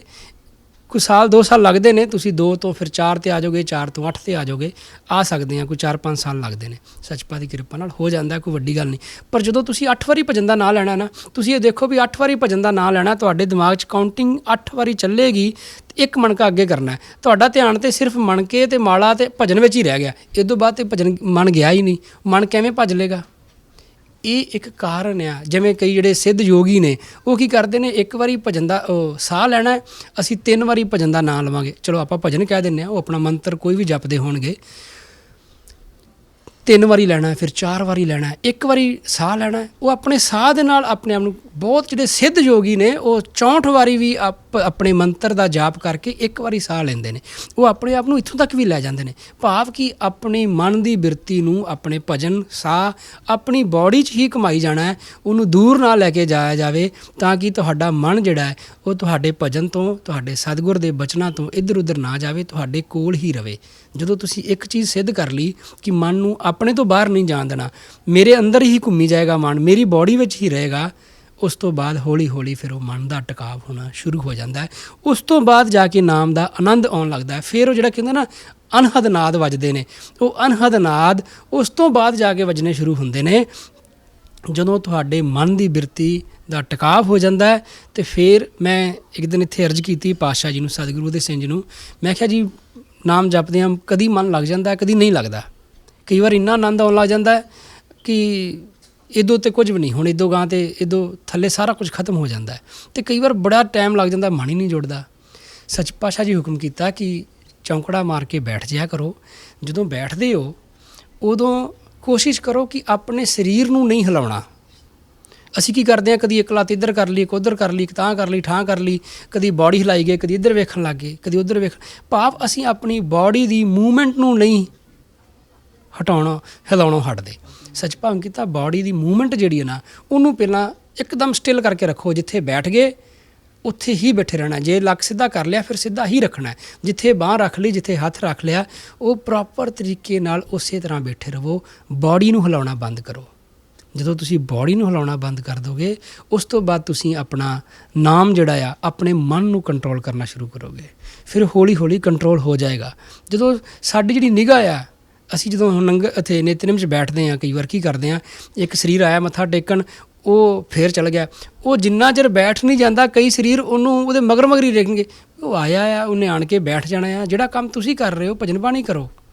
ਇਹ ਦਿਨ ਮਾਸਟਰ ਜੀ ਕਹਿ ਰਹੇ ਸੀਗੇ, ਕਹਿੰਦੇ ਫਲਾਣਾ ਮੁੰਡਾ ਤੇ ਇਕੱਲੇ ਇਕੱਲੇ ਨੂੰ ਬਿਠਾ ਕੇ ਸਾਹ ਲੈਂਦਾ, ਭਾਵ ਉਹ ਵੇਖਣੋਂ ਨਹੀਂ ਹਟਦਾ। ਇਹਦਾ ਕੀ ਕਾਰਨ ਹੈ? ਜਦੋਂ ਤੁਸੀਂ ਅੱਖਾਂ ਨੂੰ ਕੰਟਰੋਲ ਨਹੀਂ ਕੀਤਾ, ਬੋਡੀ ਨੂੰ ਕੰਟਰੋਲ ਨਹੀਂ ਕੀਤਾ, ਮਨ ਨੂੰ ਕਿਸ ਤਰ੍ਹਾਂ ਕੰਟਰੋਲ ਕਰਾਂਗੇ ਜਿਹੜਾ ਦਿਸਦਾ ਵੀ ਨਹੀਂ ਸਾਨੂੰ। ਸੱਚ ਪਾਤਸ਼ਾਹ ਜੀ ਕਿਰਪਾ ਕਰਨ। ਸੱਚ ਭਾਵ ਕੀਤਾ ਇਸ ਤਰ੍ਹਾਂ ਬੈਠੋ, ਫਿਰ ਹੋਰ ਬਚਨ ਕੀਤੇ ਵੀ ਇਸ ਤਰ੍ਹਾਂ ਕਰੋ, ਫਿਰ ਤੁਹਾਡਾ ਮਨ ਜਿਹੜਾ ਨਾ ਉਹ ਲੱਗਣਾ ਸ਼ੁਰੂ ਹੋ ਜਾਏਗਾ। ਅਸੀਂ ਨਾਮ ਜਪਦੇ ਹਾਂ, ਜਦੋਂ ਬਾਣੀ ਪੜ੍ਹਦੇ ਹਾਂ, ਬਸਤਰਾਂ ਦੀ ਗੱਲ ਆ ਜਾਂਦੀ ਹੈ, ਬਾਹਰੀ ਪਹਿਰਾਵਾ। ਤੁਸੀਂ ਇੱਕ ਪਰਮਾਤਮਾ ਦੀ ਖੇਡ ਨੂੰ ਧਿਆਨ 'ਚ ਰੱਖ ਕੇ ਦੇਖਿਓ, ਸਾਡੀ ਬੋਡੀ 'ਚ ਸਭ ਤੋਂ ਵੱਧ ਸਖਤ ਚੀਜ਼ ਸਾਡੀ ਜਿਹੜੀ ਹੈ ਨਾ, ਉਹ ਸਾਡੀ ਆ ਖੋਪੜੀ ਹੈ। ਸਾਡੀ ਬੰਦੇ ਦਾ ਬ੍ਰੇਨ ਜਿਹੜਾ ਨਾ, ਇਹ ਸਭ ਤੋਂ ਨਾਜ਼ੁਕ ਹੈ, ਪਰ ਬ੍ਰੇਨ ਨੂੰ ਹੀ ਸਭ ਤੋਂ ਵੱਧ ਸਖਤ ਖੋਪੜੀ ਦੇ ਵਿੱਚ ਰੱਬ ਨੇ ਉਹਨੂੰ ਰੱਖਿਆ ਹੋਇਆ। ਬੋਡੀ 'ਚ ਹੋਰ ਕਿਤੇ ਵੀ ਇੰਨੀ ਵਧੀਆ ਉਹਨੂੰ ਪ੍ਰੋਟੈਕਸ਼ਨ ਨਹੀਂ ਹੈਗੀ ਕਿਸੇ ਚੀਜ਼ ਦੀ, ਕਿਉਂਕਿ ਇਹਦੇ ਉੱਤੇ ਹੀ ਹੱਡੀਆਂ ਦਾ ਇੱਕ ਕਵਰ ਬਣਾਇਆ ਹੋਇਆ। ਇਸੇ ਤਰ੍ਹਾਂ ਹੀ ਦਿਲ ਹੈ, ਦਿਲ ਦੇ ਉੱਤੇ ਪਿੰਜਰ ਬਣਿਆ ਹੋਇਆ ਹੈ, ਪਸਲੀਆਂ ਪੇਸ ਜਾਂਦੀਆਂ ਨੇ, ਤੁਹਾਨੂੰ ਪਤਾ ਵੀ ਉਹ ਮਤਲਬ ਕਿ ਇਹ ਜਿਹੜੀਆਂ ਚੀਜ਼ਾਂ ਮੇਨ ਨੇ ਨਾ, ਉਹਨੂੰ ਪ੍ਰੋਟੈਕਟ ਕਰਕੇ ਰੱਖਿਆ। ਤੁਸੀਂ ਹੁਣ ਆ ਜਾਓ ਫਲਾਂ 'ਤੇ। ਜਿੰਨੇ ਵੀ ਫਲ ਨੇ, ਜਿੰਨੀ ਉਹਦੀ ਮੋਟੀ ਅਤੇ ਸਖਤ ਛਿੱਲੜ ਹੋਏਗੀ, ਉਹ ਫਲ ਓਨਾ ਜ਼ਿਆਦਾ ਗੁਣਕਾਰੀ ਹੋਏਗਾ ਸਾਡੇ ਵਾਸਤੇ। ਭਾਵ ਉਹਦੀ ਜਿਹੜੀ ਬਾਹਰੀ ਪ੍ਰੋਟੈਕਸ਼ਨ ਆ, ਉਹ ਸਤਿਗੁਰ ਨੇ ਬਹੁਤ ਵਧੀਆ ਤਰੀਕੇ ਨਾਲ ਰੱਖੀ। ਅਖਰੋਟ ਜਿਹੜਾ ਆ, ਇਹ ਬਹੁਤ ਵਧੀਆ ਗੁਣਕਾਰੀ ਹੈ। ਇਸ ਕਰਕੇ ਉਹਨੂੰ ਇੱਕ ਕਿੰਨੀ ਸਖਤ ਲੱਕੜ ਆ ਅਖਰੋਟ ਦੀ, ਕਵਰ ਕਿੰਨਾ, ਜਿਹੜੀ ਉਹਦੀ ਛਿੱਲੜ ਆ, ਜਾਂ ਬਦਾਮ ਆ, ਉਹ ਵੀ ਸਾਡੇ ਲਈ ਕਿੰਨੇ ਗੁਣਕਾਰੀ ਨੇ। ਉਹਨਾਂ ਨੂੰ ਉਨੀ ਸਖਤ ਛਿੱਲੜ ਵਿੱਚ ਰੱਖਿਆ ਗਿਆ, ਉਹਦੇ ਕਵਰ, ਬਾਹਰੀ ਕਵਰ ਬਹੁਤ ਸਖਤ ਆ। ਇਸੇ ਤਰ੍ਹਾਂ ਹੀ ਸਾਡੀ ਜਿਹੜੀ ਇਹ ਮਰਜ਼ਾਦਾ ਆ, ਜਿਹਦੇ ਵਿੱਚ ਸਾਡੀਆਂ ਇਹ ਬਸਤਰ ਨੇ, ਕੱਪੜੇ ਨਹੀਂ ਪਾਉਣੇ ਖੁੱਲ੍ਹੇ, ਇਹ ਸਾਡੀ ਬਾਹਰਲੀ ਮਰਜ਼ਾਦਾ ਆ। ਇਸ਼ਨਾਨ ਕਰਨਾ ਆ, ਇਹਦੇ ਨਾਲ ਅਸੀਂ ਆਪਣੇ ਆਪ ਨੂੰ ਬਾਹਰੋਂ ਪ੍ਰੋਟੈਕਟ ਕਰਨਾ, ਪਰ ਬਾਹਰੋਂ ਪ੍ਰੋਟੈਕਟ ਕਰਕੇ ਅਸੀਂ ਅੰਦਰ ਜਿਹੜੀ ਮਰਜ਼ਾਦਾ ਆ, ਉਹਨੂੰ ਅਸੀਂ ਜਿਹੜਾ ਪ੍ਰੋਟੈਕਟ ਕਰਨਾ ਆ, ਮੇਨ ਉਹ ਆ। ਬਾਹਰਲੀ ਮਰਜ਼ਾਦਾ ਬਹੁਤ ਜ਼ਰੂਰੀ ਹੈ। ਉਹ ਜੇ ਹੁਣ ਇੱਕ ਕੇਲਾ ਆ, ਉਹਦੇ ਉੱਤੇ ਛਿੱਲੜ ਨਾ ਹੋਵੇ, ਕੇਲਾ ਖਰਾਬ ਹੋ ਜਾਏਗਾ। ਤੁਸੀਂ ਦੇਖ ਲਓ, ਤੁਹਾਡੇ ਸਾਹਮਣੇ 1-2 ਮਿੰਟ 'ਚ ਖਰਾਬ ਹੋ ਜਾਏਗਾ। ਜਿਹੜੇ ਵੀ ਫਲ ਨੇ, ਇਹਨਾਂ ਦੇ ਉੱਤੇ ਕਵਰ ਨਾ ਹੋਏਗਾ ਤਾਂ ਫਲ ਖਰਾਬ ਹੋ ਜਾਣਗੇ। ਹਰੇਕ ਫਲ ਦੇ ਉੱਤੇ ਕਵਰ ਆ। ਇਸੇ ਕਰਕੇ ਜਿਹੜੀ ਸਾਡੀ ਮਰਜ਼ਾਦਾ ਆ, ਬੜੀ ਨਾਜ਼ੁਕ ਆ। ਜਿਵੇਂ ਕਿ ਨਾਜ਼ੁਕ ਕਿਸ ਤਰ੍ਹਾਂ ਦੀ ਹੈ, ਸੱਚ ਪਾਤਸ਼ਾਹ ਦੇ ਉਪਦੇਸ਼ ਵਿੱਚ ਆਉਂਦਾ ਕਿ ਤੁਸੀਂ ਦੇਖਦੇ ਹੋ ਕਿ ਇੱਕ ਬਹੁਤ ਵਧੀਆ ਤਸਵੀਰ ਲੱਗੀ ਹੈ ਸੱਚ ਪਾਤਸ਼ਾਹ ਦੀ ਸੱਚ ਪਾਤਸ਼ਾਹ ਦੀ ਤਸਵੀਰ ਵੇਖ ਕੇ ਸਾਡਾ ਮਨ ਝੁਕ ਜਾਂਦਾ ਹੈ, ਧੱਕੇ ਨਾਲ ਹੀ ਮੱਥਾ ਟੇਕ ਲੈਂਦੇ ਹਾਂ। ਧੰਨ ਸਾਹਿਬ ਰਾਮ ਸਿੰਘ ਜੀ, ਧੰਨ ਸਾਹਿਬ ਜਗਜੀਤ ਸਿੰਘ ਜੀ, ਧੰਨ ਸਾਹਿਬ ਉਦੈ ਸਿੰਘ ਜੀ, ਸੱਚਪਾ ਦਾ ਨਾਂ ਨਿਕਲੇਗਾ ਜਿਹੜੇ ਵੀ ਗੁਰੂ ਸਾਹਿਬ ਦੀ ਫੋਟੋ ਦੇਖਾਂਗੇ। ਜੇ ਕਿਸੇ ਭਗਤ ਦੀ ਦੇਖ ਲਾਂਗੇ ਉਹਦਾ ਜੀਵਨ ਸਾਡੇ ਮਨ 'ਚ ਆ ਜਾਏਗਾ, ਯਾਰ ਇਹ ਬੜਾ ਵਧੀਆ ਭਗਤ ਹੈ। ਸਾਡੇ ਮਨ ਦੀ ਬਿਰਤੀ ਕਿਸ ਤਰ੍ਹਾਂ ਚੇਂਜ ਹੋ ਗਈ ਸਿਰਫ ਉਹ ਫੋਟੋ ਨੂੰ ਦੇਖਣ ਨਾਲ। ਇਹੀ ਜੇ ਕਿਸੇ ਫਿਲਮ ਦਾ ਪੋਸਟਰ ਜਾਂ ਕਿਸੇ ਨਚਾਰ ਔਰਤ ਦੀ ਫੋਟੋ ਲੱਗੀ ਹੋਏਗੀ, ਸਾਡਾ ਮਨ ਉਹ ਉਵੇਂ ਹੀ ਦੂਜੇ ਪਾਸੇ ਹੋ ਜਾਏਗਾ, ਉਵੇਂ ਹੀ ਬਦਲ ਜਾਏਗਾ। ਸਾਡੇ ਨਾਲ ਨਾ ਤੇ ਉਹ ਸਪਰਸ਼ ਕੀਤਾ ਹੈ, ਸਿਰਫ ਅੱਖਾਂ ਰਾਹੀਂ ਸਾਡੇ ਅੰਦਰ ਅਸੀਂ ਵੇਖਿਆ ਤੇ ਸਾਡੇ ਮਨ ਦੀ ਭਾਵਨਾ ਕਿੰਨੀ ਬਦਲ ਗਈ ਕਿਸੇ ਨੂੰ ਦੱਸਣ ਦੀ ਲੋੜ ਨਹੀਂ, ਸਭ ਫੀਲ ਕਰ ਸਕਦੇ ਹਾਂ ਅਸੀਂ। ਜਿਹੜੀ ਚੀਜ਼ ਸਾਡੇ ਨਾਲ ਨਹੀਂ ਲੱਗਦੀ ਉਹਦੇ ਨਾਲ ਸਾਡੇ ਮਨ ਦੇ ਉੱਤੇ ਇੰਨਾ ਅਸਰ ਹੋ ਰਿਹਾ ਹੈ। ਜਿਹੜਾ ਅਸੀਂ ਬਾਜ਼ਾਰ ਦਾ ਭੋਜਨ ਖਾਂਦੇ ਹਾਂ, ਪਤਾ ਨਹੀਂ ਉਹ ਤਾਂ ਸਿਰਫ ਉਹਨਾਂ ਨੇ ਬਿਜ਼ਨਸ ਵਾਸਤੇ ਤਿਆਰ ਕੀਤਾ ਹੈ। ਉਹਨਾਂ ਨੇ ਕੋਈ ਤੁਹਾਡੇ ਵਾਸਤੇ ਚੰਗੀ ਸੋਚ ਕੇ ਨਹੀਂ ਤਿਆਰ ਕੀਤਾ ਗਿਆ ਕਿ ਤੁਸੀਂ ਯਾਰ ਖਾ ਕੇ ਤੰਦਰੁਸਤ ਹੋਵੋ। ਉਹਨਾਂ ਨੇ ਸਿਰਫ ਪੈਸੇ ਵਾਸਤੇ ਤਿਆਰ ਕੀਤਾ ਭੋਜਨ। ਜਿਹੜਾ ਭੋਜਨ ਘਰ ਵਿੱਚ ਬਣਦਾ ਹੈ, ਮਾਤਾ ਤਿਆਰ ਕਰਦੀ ਹੈ, ਸਿੰਘਣੀ ਤਿਆਰ ਕਰਦੀ ਹੈ, ਉਹ ਇਹ ਤਿਆਰ ਕਰਦੀ ਮੇਰੇ ਬੱਚੇ ਨੇ, ਮੇਰਾ ਪਤੀ ਹੈ, ਮੇਰੇ ਮਾਤਾ ਪਿਤਾ ਨੇ, ਉਹ ਆਉਣਾ ਹੈ, ਉਹਨਾਂ ਨੂੰ ਭੁੱਖ ਲੱਗੀ, ਕੰਮ ਤੋਂ ਥੱਕੇ ਆਏ ਨੇ, ਉਹਦੇ ਵਿੱਚ ਉਹਨੇ ਬੜਾ ਪਿਆਰ ਜੋੜ ਕੇ ਐਡ ਕਰਕੇ ਫਿਰ ਤੁਹਾਡੇ ਲਈ ਭੋਜਨ ਤਿਆਰ ਕੀਤਾ ਹੈ। ਬਾਹਰਲੀ ਭੋਜਨ ਜਿਹੜਾ ਬਾਜ਼ਾਰ ਦਾ ਉਹਦਾ ਅਤੇ ਘਰ ਦੇ ਭੋਜਨ ਦਾ ਇਹ ਇੱਕ ਫੀਲਿੰਗ ਹੈ ਜਿਹੜੀ ਅਸੀਂ ਉਹ ਬਹੁਤ ਵੱਡੀ ਲੈ ਸਕਦੇ ਹਾਂ। ਉਸ ਤੋਂ ਬਾਅਦ ਜਿਹੜਾ ਉਹਨਾਂ ਦੀਆਂ ਬਿਮਾਰੀਆਂ ਨੇ ਉਹ ਤਾਂ ਅਨੇਕਾਂ ਹੀ ਨੇ, ਉਹਨਾਂ ਦਾ ਤਾਂ ਦੱਸਣ ਦੀ ਲੋੜ ਨਹੀਂ, ਪਤਾ ਸਭ ਨੂੰ ਹੀ ਹੈ। ਪਰ ਸਾਡੇ ਮੂੰਹ ਦਾ ਸਵਾਦ ਇਸ ਤਰ੍ਹਾਂ ਦਾ ਕਿ ਸਾਨੂੰ ਜਾ ਕੇ ਧੱਕੇ ਨਾਲ ਭਜਾ ਕੇ ਉਹ ਬਾਜ਼ਾਰ ਵਿੱਚ ਲੈ ਜਾਂਦੇ ਨੇ, ਅਸੀਂ ਆਪ ਹੀ ਜਾ ਕੇ ਚੱਲ ਜਾਂਦੇ ਹਾਂ। ਬਸਤਰਾਂ ਦੀ ਮੈਂ ਗੱਲ ਕਰਨ ਲੱਗਾ ਸੀਗਾ ਵੀ ਕੱਪੜੇ ਜਿਹੜੇ ਨੇ ਇਹ ਮਰਜ਼ਾਦਾ ਵਾਲੇ ਪਾਉਣੇ ਨੇ। ਸੂਬਾ ਰੇਸ਼ਮ ਸਿੰਘ ਜੀ ਤੁਸੀਂ ਸਭ ਜਾਣਦੇ ਹੋ, ਆਪਾਂ ਰੋਜ਼ ਉਹਨਾਂ ਤੋਂ ਕਥਾਵਾਂ ਸੁਣਦੇ ਹਾਂ।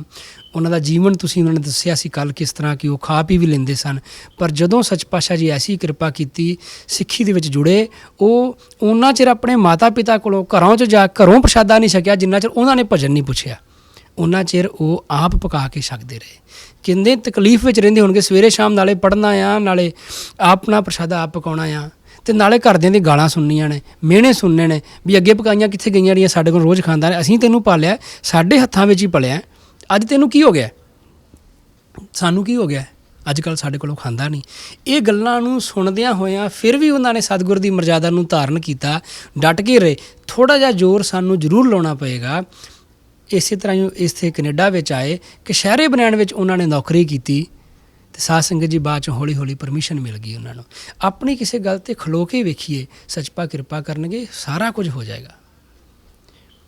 ਮੈਂ ਗੱਲ ਕਰਦਾ ਕਿ ਜਦੋਂ ਬੱਚੇ ਸਾਡੇ ਘਰ ਵਿੱਚ 1 ਸਾਲ ਦਾ ਬੱਚਾ, 2 ਸਾਲ ਦਾ ਬੱਚਾ, ਉਹ ਬੱਚਾ ਹਾਲੇ ਤੁਰਨਾ ਨਹੀਂ ਜਾਣਦਾ, ਰੋਣਾ ਜਾਣਦਾ, ਸਿਰਫ ਬੋਲ ਨਹੀਂ ਸਕਦਾ, ਉਹ ਬੱਚੇ ਨੂੰ ਘਰ 'ਚ ਖੁੱਲ੍ਹੇ ਕੱਪੜੇ ਪਵਾਏ ਜਾਂਦੇ ਨੇ। ਕਿਉਂ ਪਵਾਏ ਜਾਂਦੇ ਨੇ? ਉਹ ਸਿਰਫ ਮਾਤਾ ਪਿਤਾ ਦੇ ਮਨ ਵਿੱਚ ਕਮਜ਼ੋਰੀ ਹੈ, ਇਸ ਕਰਕੇ ਪਵਾਏ ਜਾਂਦੇ ਨੇ। ਸਤਿਗੁਰੂ ਜਗਜੀਤ ਸਿੰਘ ਜੀ ਹੁਕਮ ਕਰਦੇ ਨੇ ਕਿ ਜੇ ਤੁਸੀਂ ਕੱਪੜੇ ਨਹੀਂ ਪਾਏ ਪਰ ਆਪਣੇ ਬੱਚਿਆਂ ਨੂੰ ਹੀ ਪਵਾ ਦਿਓ ਘੱਟੋ ਘੱਟ। ਸੱਚ ਪਾਤਸ਼ਾਹ ਜੀ ਕਿਰਪਾ ਕਰਨ, ਜਦੋਂ ਮਨ ਬਣ ਜੇ ਨਾ ਸਿੱਖ ਦਾ, ਸਾਰਾ ਕੁਝ ਹੋ ਸਕਦਾ ਹੈ। ਅਸੀਂ ਭੈਣੀ ਸਾਹਿਬ ਜੰਮੇ ਪਲੇ ਹਾਂ, ਬੜਾ ਹੀ ਮਨ ਵਿੱਚ ਆਉਂਦਾ ਸੀ ਕਿ ਅਸੀਂ ਕੱਪੜੇ ਨਹੀਂ ਬਦਲਣੇ। ਸੱਚਪਾ ਕਿਰਪਾ ਕੀਤੀ, ਨਹੀਂ ਬਦਲੇ ਕੱਪੜੇ। ਬੱਚੇ ਇੱਥੇ ਸਾਡੇ ਪੈਦਾ ਹੋਏ, ਉਹ ਇੱਥੇ ਜੰਮੇ ਪਲੇ, ਹਾਲੇ ਤੱਕ ਭੈਣੀ ਸਾਹਿਬ ਨਹੀਂ ਜਾ ਗਏ ਮੇਰੇ ਬੱਚੇ, ਸਕੂਲ ਗਏ। ਮੈਂ ਸੱਚ ਪਾਤਸ਼ਾਹ ਜੀ ਮੈਨੂੰ ਹੁਕਮ ਕੀਤਾ ਕਿਸੇ ਵਧੀਆ ਸਕੂਲ 'ਚ ਬੱਚਿਆਂ ਨੂੰ ਪਾਈ। ਅਰਜ਼ ਕਰਦੇ ਸੀ ਸੱਚ ਪਾਤਸ਼ਾਹ ਜੀ ਹੁਕਮ ਕੀਤਾ ਕਿਸੇ ਵਧੀਆ ਸਕੂਲ 'ਚ ਬੱਚਿਆਂ ਨੂੰ ਪਾਈ। ਮੈਂ ਕਿਹਾ ਜੀ ਵਧੀਆ ਸਕੂਲ ਵਿੱਚ ਫਿਰ ਉਹ ਯੂਨੀਫਾਰਮ ਮੰਗਣਗੇ ਵੀ ਯੂਨੀਫਾਰਮ ਪਾ ਕੇ ਆਓ ਬੱਚਿਆਂ ਨੂੰ। ਸੱਚ ਭਾਵੇਂ ਕੋਈ ਗੱਲ ਨਹੀਂ, ਤੂੰ ਜਾ ਕੇ ਗੱਲ ਕਰੀ, ਤੇਰੀ ਗੱਲ ਮੰਨ ਜਾਣਗੇ ਉਹ। ਸਾਧ ਸੰਗਤ ਜੀ ਮੇਰਾ ਮੁੰਡਾ ਮਿਡਲ ਸਕੂਲ ਵਿੱਚ ਗਿਆ, 6th ਸਟੈਂਡਰਡ ਵਿੱਚ ਉਹ ਗਿਆ, ਅਤੇ ਮੈਨੂੰ ਨਾ ਤੀਸਰੇ ਦਿਨ ਉਹਨੇ ਆਣ ਕੇ ਆਖਤਾ ਵੀ ਪਾਪਾ ਮੈਨੂੰ ਨਾ ਪ੍ਰਿੰਸੀਪਲ ਨੇ ਆਖਿਆ ਵੀ ਤੂੰ ਯੂਨੀਫਾਰਮ ਪਾ ਕੇ ਆ ਸਕੂਲ ਦੀ, ਕੱਪੜੇ ਆ ਪਾ ਕੇ ਨਹੀਂ ਆਉਣੇ ਤੂੰ। ਮੈਂ ਕੰਮ 'ਤੇ ਨਹੀਂ ਗਿਆ ਉਸ ਦਿਨ। ਮੈਂ ਕਿਹਾ ਮੈਂ ਕੋਈ ਗੱਲ ਨਹੀਂ, ਤੇਰੇ ਨਾਲ ਚੱਲਾਂਗਾ, ਤੇਰੇ 'ਚ ਪ੍ਰਿੰਸੀਪਲ ਨਾਲ ਹੀ ਗੱਲ ਕਰਕੇ ਆਉਂਦੇ ਹਾਂ। ਮੈਂ 8 ਵਜੇ ਗਿਆ, 7:15 ਸਕੂਲ ਲੱਗਦਾ ਸੀ ਇਹਨਾਂ ਦਾ, ਅਤੇ ਮੈਨੂੰ ਸਿਕਿਉਰਿਟੀ ਗਾਰਡ ਨੇ ਆਖਿਆ ਵੀ ਪ੍ਰਿੰਸੀਪਲ ਵਿਜ਼ਿਟਰ ਨੂੰ ਜਾਂ ਪੇਰੈਂਟਸ ਨੂੰ 9 ਵਜੇ ਤੋਂ ਪਹਿਲਾਂ ਨਹੀਂ ਮਿਲਦੀ, ਇਸ ਕਰਕੇ 9 ਵਜੇ ਤੋਂ ਬਾਅਦ ਪ੍ਰਿੰਸੀਪਲ ਨਾਲ ਤੁਹਾਡੀ ਮੀਟਿੰਗ ਹੋ ਸਕਦੀ ਹੈ। ਮੈਂ ਕਿਹਾ ਪਿਤਾ ਜੀ 5 ਮਿੰਟ ਦਾ ਰਸਤਾ ਘਰ ਦਾ, ਘਰੇ ਜਾ ਕੇ ਪ੍ਰਸ਼ਾਦਾ ਛਕ ਕੇ 9 ਵਜੇ ਵਾਪਸ ਆ ਜਾਵਾਂਗੇ। ਮੈਨੂੰ 8:45 ਵਜੇ ਮੇਰੇ ਮੁੰਡੇ ਦਾ ਸਕੂਲ 'ਚੋਂ ਫੋਨ ਆ ਗਿਆ, ਕਹਿੰਦਾ ਪਾਪਾ ਮੇਰੇ ਵੱਡੇ ਭਾਈ ਦਾ ਲੜਕਾ ਸਰਵਣ, ਉਹ ਵੀ ਸਕੂਲ 'ਚ ਪੜ੍ਹਦਾ ਸੀ, ਉਹ ਗਿਆ, ਕਹਿੰਦਾ ਚਾਚਾ ਜੀ ਅਸੀਂ ਜਾ ਕੇ ਪ੍ਰਿੰਸੀਪਲ ਨਾਲ ਗੱਲ ਕਰ ਰਹੇ ਹਾਂ ਕਿ ਇਹ ਕੱਪੜੇ ਹੋਰ ਨਹੀਂ ਪਾ ਸਕਦਾ, ਇਹਨਾਂ ਕੱਪੜਿਆਂ 'ਚ ਹੀ ਆਏਗਾ, ਇਹ ਸਾਡੀ ਮਰਜ਼ਾਦਾ ਆ, ਅਸੀਂ ਬਦਲ ਨਹੀਂ ਸਕਦੇ। ਅਤੇ ਪ੍ਰਿੰਸੀਪਲ ਨੇ ਆਖਿਆ ਕੋਈ ਗੱਲ ਨਹੀਂ, ਠੀਕ ਹੈ, ਤੁਸੀਂ ਆਪਣੇ ਕੱਪੜਿਆਂ ਵਿੱਚ ਆ ਜਾਓ। ਸਾਧ ਸੰਗਤ ਜੀ ਮੈਨੂੰ ਸੱਚ ਭਾਵੇਂ ਤਾਂ ਨਾ ਜਾ ਕੇ ਤੂੰ ਗੱਲ ਕਰੀ ਤੇਰੀ ਮੰਨ ਜਾਣਗੇ, ਮੈਂ ਉਹਦੇ ਨਾਲ ਗੱਲ ਵੀ ਨਹੀਂ ਕੀਤੀ, ਉਹ ਵੈਸੇ ਹੀ ਮੰਨ ਗਈ। ਪਰ ਜਦੋਂ ਅਸੀਂ ਉੱਧਰ ਨੂੰ ਤੁਰਾਂਗੇ ਤਾਂ ਗੱਲ ਹੋਏਗੀ। ਜਦੋਂ ਸਾਡਾ ਮਨ ਘਰੋਂ 'ਚੋਂ ਹੀ ਇਹ ਹੈ, ਇੱਕ ਸੁੰਦਰ ਨਗਰ ਦਾ ਬਚਨ ਆ ਕਿ ਉੱਥੇ ਮੇਰੇ ਜੀਜਾ ਜੀ, ਰਾਜਪਾਲ ਜੀਜਾ ਜੀ ਨੇ, ਉਹਨਾਂ ਦੀਆਂ 2 ਲੜਕੀਆਂ, ਉਹ ਜਦੋਂ ਸਕੂਲ ਵਿੱਚ ਪੜ੍ਹਨ ਗਈਆਂ ਤੇ ਉਹਨਾਂ ਨੇ ਸਕੂਲ ਵਿੱਚ ਆਖਿਆ ਵੀ ਅਸੀਂ ਯੂਨੀਫਾਰਮ ਨਹੀਂ ਪਾਉਣੀ, ਅਸੀਂ ਆਪਣੇ ਇਹੀ ਚਿੱਟੇ ਕੱਪੜੇ ਪਾ ਕੇ ਜਾਣਾ। ਤੇ ਟੀਚਰ ਨੇ ਆਖਿਆ ਵੀ ਕੋਈ ਗੱਲ ਨਹੀਂ, ਜਿਹੜੇ ਬਾਕੀ ਤੁਹਾਡੇ ਨਾਮਧਾਰੀ ਨੇ ਉਹ ਵੀ ਤਾਂ ਪਾਉਂਦੇ ਨੇ, ਤੁਹਾਨੂੰ ਕੀ ਹੋਇਆ? ਉਹ ਕਹਿੰਦੇ ਜੀ ਅਸੀਂ ਨਹੀਂ ਪਾ ਸਕਦੇ। ਉਹ ਕਹਿੰਦੇ ਫਿਰ ਐਵੇਂ ਕਰੋ, 15-20 ਬੱਚੇ ਹੋਰ ਨੇ ਸਕੂਲ ਵਿੱਚ, ਤੁਸੀਂ ਸਾਰੇ ਜਾਣੇ ਇਕੱਠੇ ਹੋ ਕੇ ਐਪਲੀਕੇਸ਼ਨ ਲਿਖ ਕੇ ਪ੍ਰਿੰਸੀਪਲ ਨੂੰ ਦੇ ਦਿਓ, ਤੁਹਾਡੀ ਐਪਲੀਕੇਸ਼ਨ ਅਪਰੂਵ ਹੋ ਜਾਏਗੀ, ਕੋਈ ਗੱਲ ਨਹੀਂ, ਪ੍ਰਿੰਸੀਪਲ ਮੰਨ ਜਾਏਗੀ, ਬਹੁਤ ਚੰਗੀ ਪ੍ਰਿੰਸੀਪਲ ਹੈ। ਉਹ ਕਹਿੰਦੇ ਜੀ ਠੀਕ ਹੈ। ਉਹਨਾਂ ਨੇ ਜਿੰਨੇ ਵੀ ਨਾਮਧਾਰੀਆਂ ਦੇ ਬੱਚੇ ਸਕੂਲ ਵਿੱਚ ਪੜ੍ਹਦੇ ਸੀ, ਸਾਰੇ ਪੇਰੈਂਟਸ ਨੂੰ ਇਕੱਠਿਆਂ ਕਰਕੇ ਆਖਿਆ ਕਿ ਆਪਾਂ ਉੱਥੇ ਜਾ ਕੇ ਆਪਾਂ ਇਹ ਐਪਲੀਕੇਸ਼ਨ ਦਈਏ ਸਾਰੇ ਲਿਖ ਕੇ ਕਿ ਸਾਡੇ ਬੱਚੇ ਨਾਮਧਾਰੀ ਪਹਿਰਾਵੇ ਵਿੱਚ ਆਉਣਗੇ ਅਤੇ ਆਪਾਂ ਨੂੰ ਪਰਮਿਸ਼ਨ ਮਿਲ ਜਾਏਗੀ। ਮੈਨੂੰ ਟੀਚਰ ਨੇ ਆਖਿਆ ਤੁਹਾਨੂੰ ਪਰਮਿਸ਼ਨ ਮੈਂ ਦਵਾ ਦਾਂਗੀ, ਪਰ ਐਪਲੀਕੇਸ਼ਨ ਤੁਸੀਂ ਲੈ ਕੇ ਆਓ ਸਾਰੇ ਪੇਰੈਂਟਸ ਕੋਲੋਂ। ਉਹ ਨਾਮਧਾਰੀਆਂ ਨੇ ਅੱਗੋਂ ਇਹ ਗੱਲ ਆਖ ਦਿੱਤੀ ਕਿ ਨਹੀਂ, ਸਾਡੇ ਬੱਚੇ ਯੂਨੀਫਾਰਮ ਪਾ ਕੇ ਜਾਣਗੇ, ਅਸੀਂ ਇਹ ਪਰਮਿਸ਼ਨ ਨਹੀਂ ਲੈਣੀ। ਹੁਣ ਤੁਸੀਂ ਉਹਨਾਂ ਨੂੰ ਕੀ ਆਖੋਗੇ? ਕਿਹਦੇ ਮਨ ਵਿੱਚ ਫਰਕ ਹੈ? ਮਨ ਤਾਂ ਸਾਡੇ ਹੀ ਨਹੀਂ ਤੁਰਦੇ ਸਿੱਖੀ ਵਾਸਤੇ, ਅਸੀਂ ਫਿਰ ਆਖੀਏ ਜੀ ਸਾਨੂੰ ਤਾਂ ਕੋਈ ਪ੍ਰਾਪਤੀ ਨਹੀਂ ਹੁੰਦੀ ਇਹਦੇ ਵਿੱਚੋਂ। ਸਾਧ ਸੰਗਤ ਜੀ, ਪ੍ਰਾਪਤੀ ਨਹੀਂ ਹੋਣੀ ਇਸ ਤਰ੍ਹਾਂ।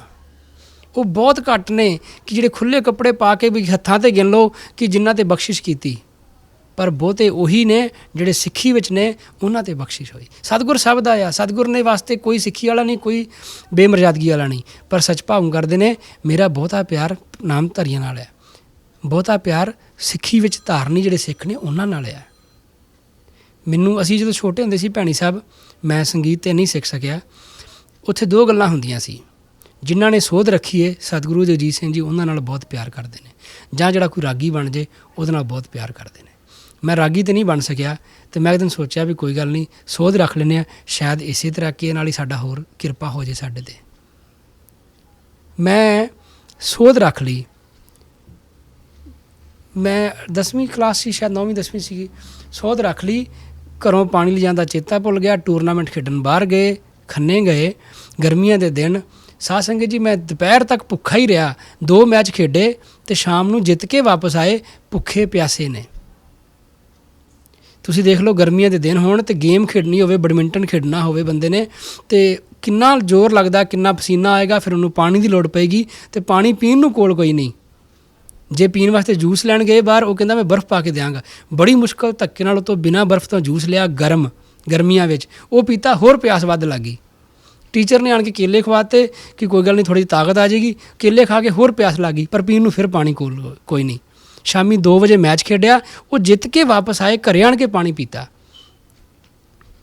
ਸੱਚ ਪਾਤਸ਼ਾਹ ਜੀ ਕਿਰਪਾ ਰੱਖਣ, ਮਨ ਬਣ ਜੇ, ਸਾਰਾ ਕੁਝ ਹੋ ਸਕਦਾ ਹੈ। ਸਿਰਫ ਮਨ ਨੂੰ ਬਣਾਉਣ ਦੀ ਲੋੜ ਆ, ਉੱਧਰ ਨੂੰ ਚੱਲਣ ਦੀ ਲੋੜ ਹੈ। ਕਈ ਵਾਰ ਇਮਤਿਹਾਨ ਆਉਂਦੇ ਨੇ, ਬਿਲਕੁਲ ਆਉਂਦੇ, ਪਰ ਸਤਿਗੁਰ ਆਪ ਬਖਸ਼ਿਸ਼ ਕਰਕੇ ਉਹ 'ਚੋਂ ਪਾਸ ਕਰਕੇ ਸਿੱਖ ਨੂੰ ਕੱਢ ਲੈਂਦੇ ਨੇ। ਸੱਚ ਪਾਤਸ਼ਾਹ ਜੀ ਕਿਰਪਾ ਕਰਨ। ਸਾਡੇ ਜਿਹੜੇ ਬਸਤਰ ਨੇ, ਪਹਿਰਾਵਾ ਆ, ਇਹ ਇੰਨਾ ਸਾਡੇ ਵਾਸਤੇ, ਜਿਹਨੂੰ ਆਪਾਂ ਕਹਿ ਸਕਦੇ ਨਾ, ਮੈਂ 2000 'ਚ ਇੱਥੇ ਆਇਆ, ਜਸਬੀਰ ਭਾਜੀ ਨਾਲ ਸਨ, ਕੈਨੇਡਾ ਦਾ ਵੀਜ਼ਾ ਲਵਾਉਣ ਗਏ, ਮੇਰਾ ਅੰਬੈਸੀ ਜਾ ਰਹੇ ਸੀ। ਮਨੈਟਨ 'ਚ ਅਸੀਂ ਇੱਕ ਸਟਰੀਟ ਕ੍ਰਾਸ ਕੀਤੀ, ਅਤੇ ਜਸਬੀਰ ਭਾਜੀ, ਇੱਕ ਬਜ਼ੁਰਗ ਔਰਤ ਸੀ, ਜਸਬੀਰ ਭਾਜੀ ਨੇ ਉਹਦੀ ਬਾਂਹ ਫੜ ਲਈ, ਉਹਨੂੰ ਸਟਰੀਟ ਕ੍ਰਾਸ ਕਰਾ ਰਹੇ ਨੇ, ਮੈਂ ਨਾਲ ਤੁਰਿਆ ਜਾ ਰਿਹਾ। ਉਸ ਬਜ਼ੁਰਗ ਔਰਤ ਨੇ ਭਾਜੀ ਨੂੰ ਆਖਿਆ, ਮੈਨੂੰ ਜਸਬੀਰ ਭਾਜੀ ਨੇ ਬਾਅਦ ਦੱਸਿਆ ਟਰਾਂਸਲੇਟ ਕਰਕੇ, ਮੈਨੂੰ ਤਾਂ ਇੰਗਲਿਸ਼ ਨਹੀਂ ਸੀ ਆਉਂਦੀ, ਖੈਰ ਮੈਨੂੰ ਆਉਂਦੀ ਤਾਂ ਅੱਜ ਵੀ ਨਹੀਂ ਗੀ। ਅਤੇ ਉਹਨਾਂ ਨੇ ਇਹ ਗੱਲ ਆਖੀ, ਕਹਿੰਦੇ ਆਹ ਬਜ਼ੁਰਗ ਨੇ ਮੈਨੂੰ, ਇਸ ਬੀਬੀ ਨੇ ਇਹ ਗੱਲ ਆਖੀ ਹੈ ਕਿ ਬੜਾ ਰਾਜਿਆਂ ਵਾਲਾ ਪਹਿਰਾਵਾ ਪਾਇਆ ਮੁੰਡੇ ਨੇ, ਹੈਂ ਇਹ ਕੌਣ ਆ? ਸਾਧ ਸੰਗਤ ਜੀ, ਸਾਡਾ ਪਹਿਰਾਵਾ ਇਸ ਤਰ੍ਹਾਂ ਦਾ। ਹਾਂ, ਜਿਨ੍ਹਾਂ ਨੇ ਮਾੜਾ ਆਖਣਾ ਉਹਨਾਂ ਵਾਸਤੇ ਤਾਂ ਕੋਈ ਨਹੀਂ, ਉਹ ਮਾੜਾ ਚੰਗੇ ਨੂੰ ਆਖਦੇ ਹੀ ਆਖਦੇ ਨੇ ਕਈ, ਪਰ ਚੰਗਾ ਆਖਣ ਵਾਲੇ ਵੀ ਬਹੁਤ ਨੇ।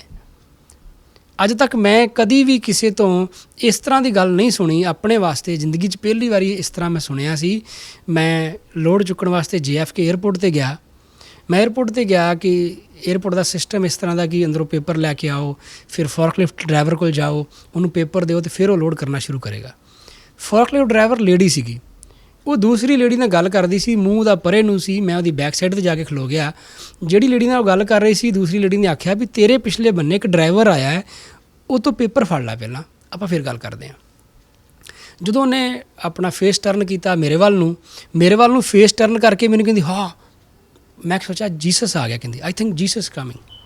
ਸਾਧ ਸੰਗਤ ਜੀ, ਉਹਦਾ ਮਨ ਪਹਿਲਾਂ ਆਪਣਾ ਬਹੁਤ ਚੰਗਾ ਸੀ, ਉਹਨੂੰ ਆ ਚਿੱਟੇ ਪਹਿਰਾਵੇ ਵਿੱਚ ਲੋਕਾਂ ਨੂੰ ਸੰਤ ਨੇ ਦੱਸਿਆ ਨਾ ਸਾਨੂੰ ਮੁਸਲਮਾਨ ਆਖਦੇ ਰਹੇ, ਉਹ ਕਹਿੰਦੇ ਜੀ ਟੈਰਰਿਸਟ ਆ ਗਏ। ਪਰ ਜਿਹਦਾ ਆਪਣਾ ਮਨ ਚੰਗਾ ਹੈ ਉਹਨੂੰ ਮੇਰੇ 'ਚ ਜੀਸਸ ਦਿਸਿਆ। ਮੇਰੇ 'ਚ ਵੀ ਤਾਂ ਐਵੇਂ ਦਾ ਕੁਝ ਵੀ ਨਹੀਂ ਹੈਗਾ, ਮੈਂ ਤਾਂ ਛੋਟਾ ਹਾਂ।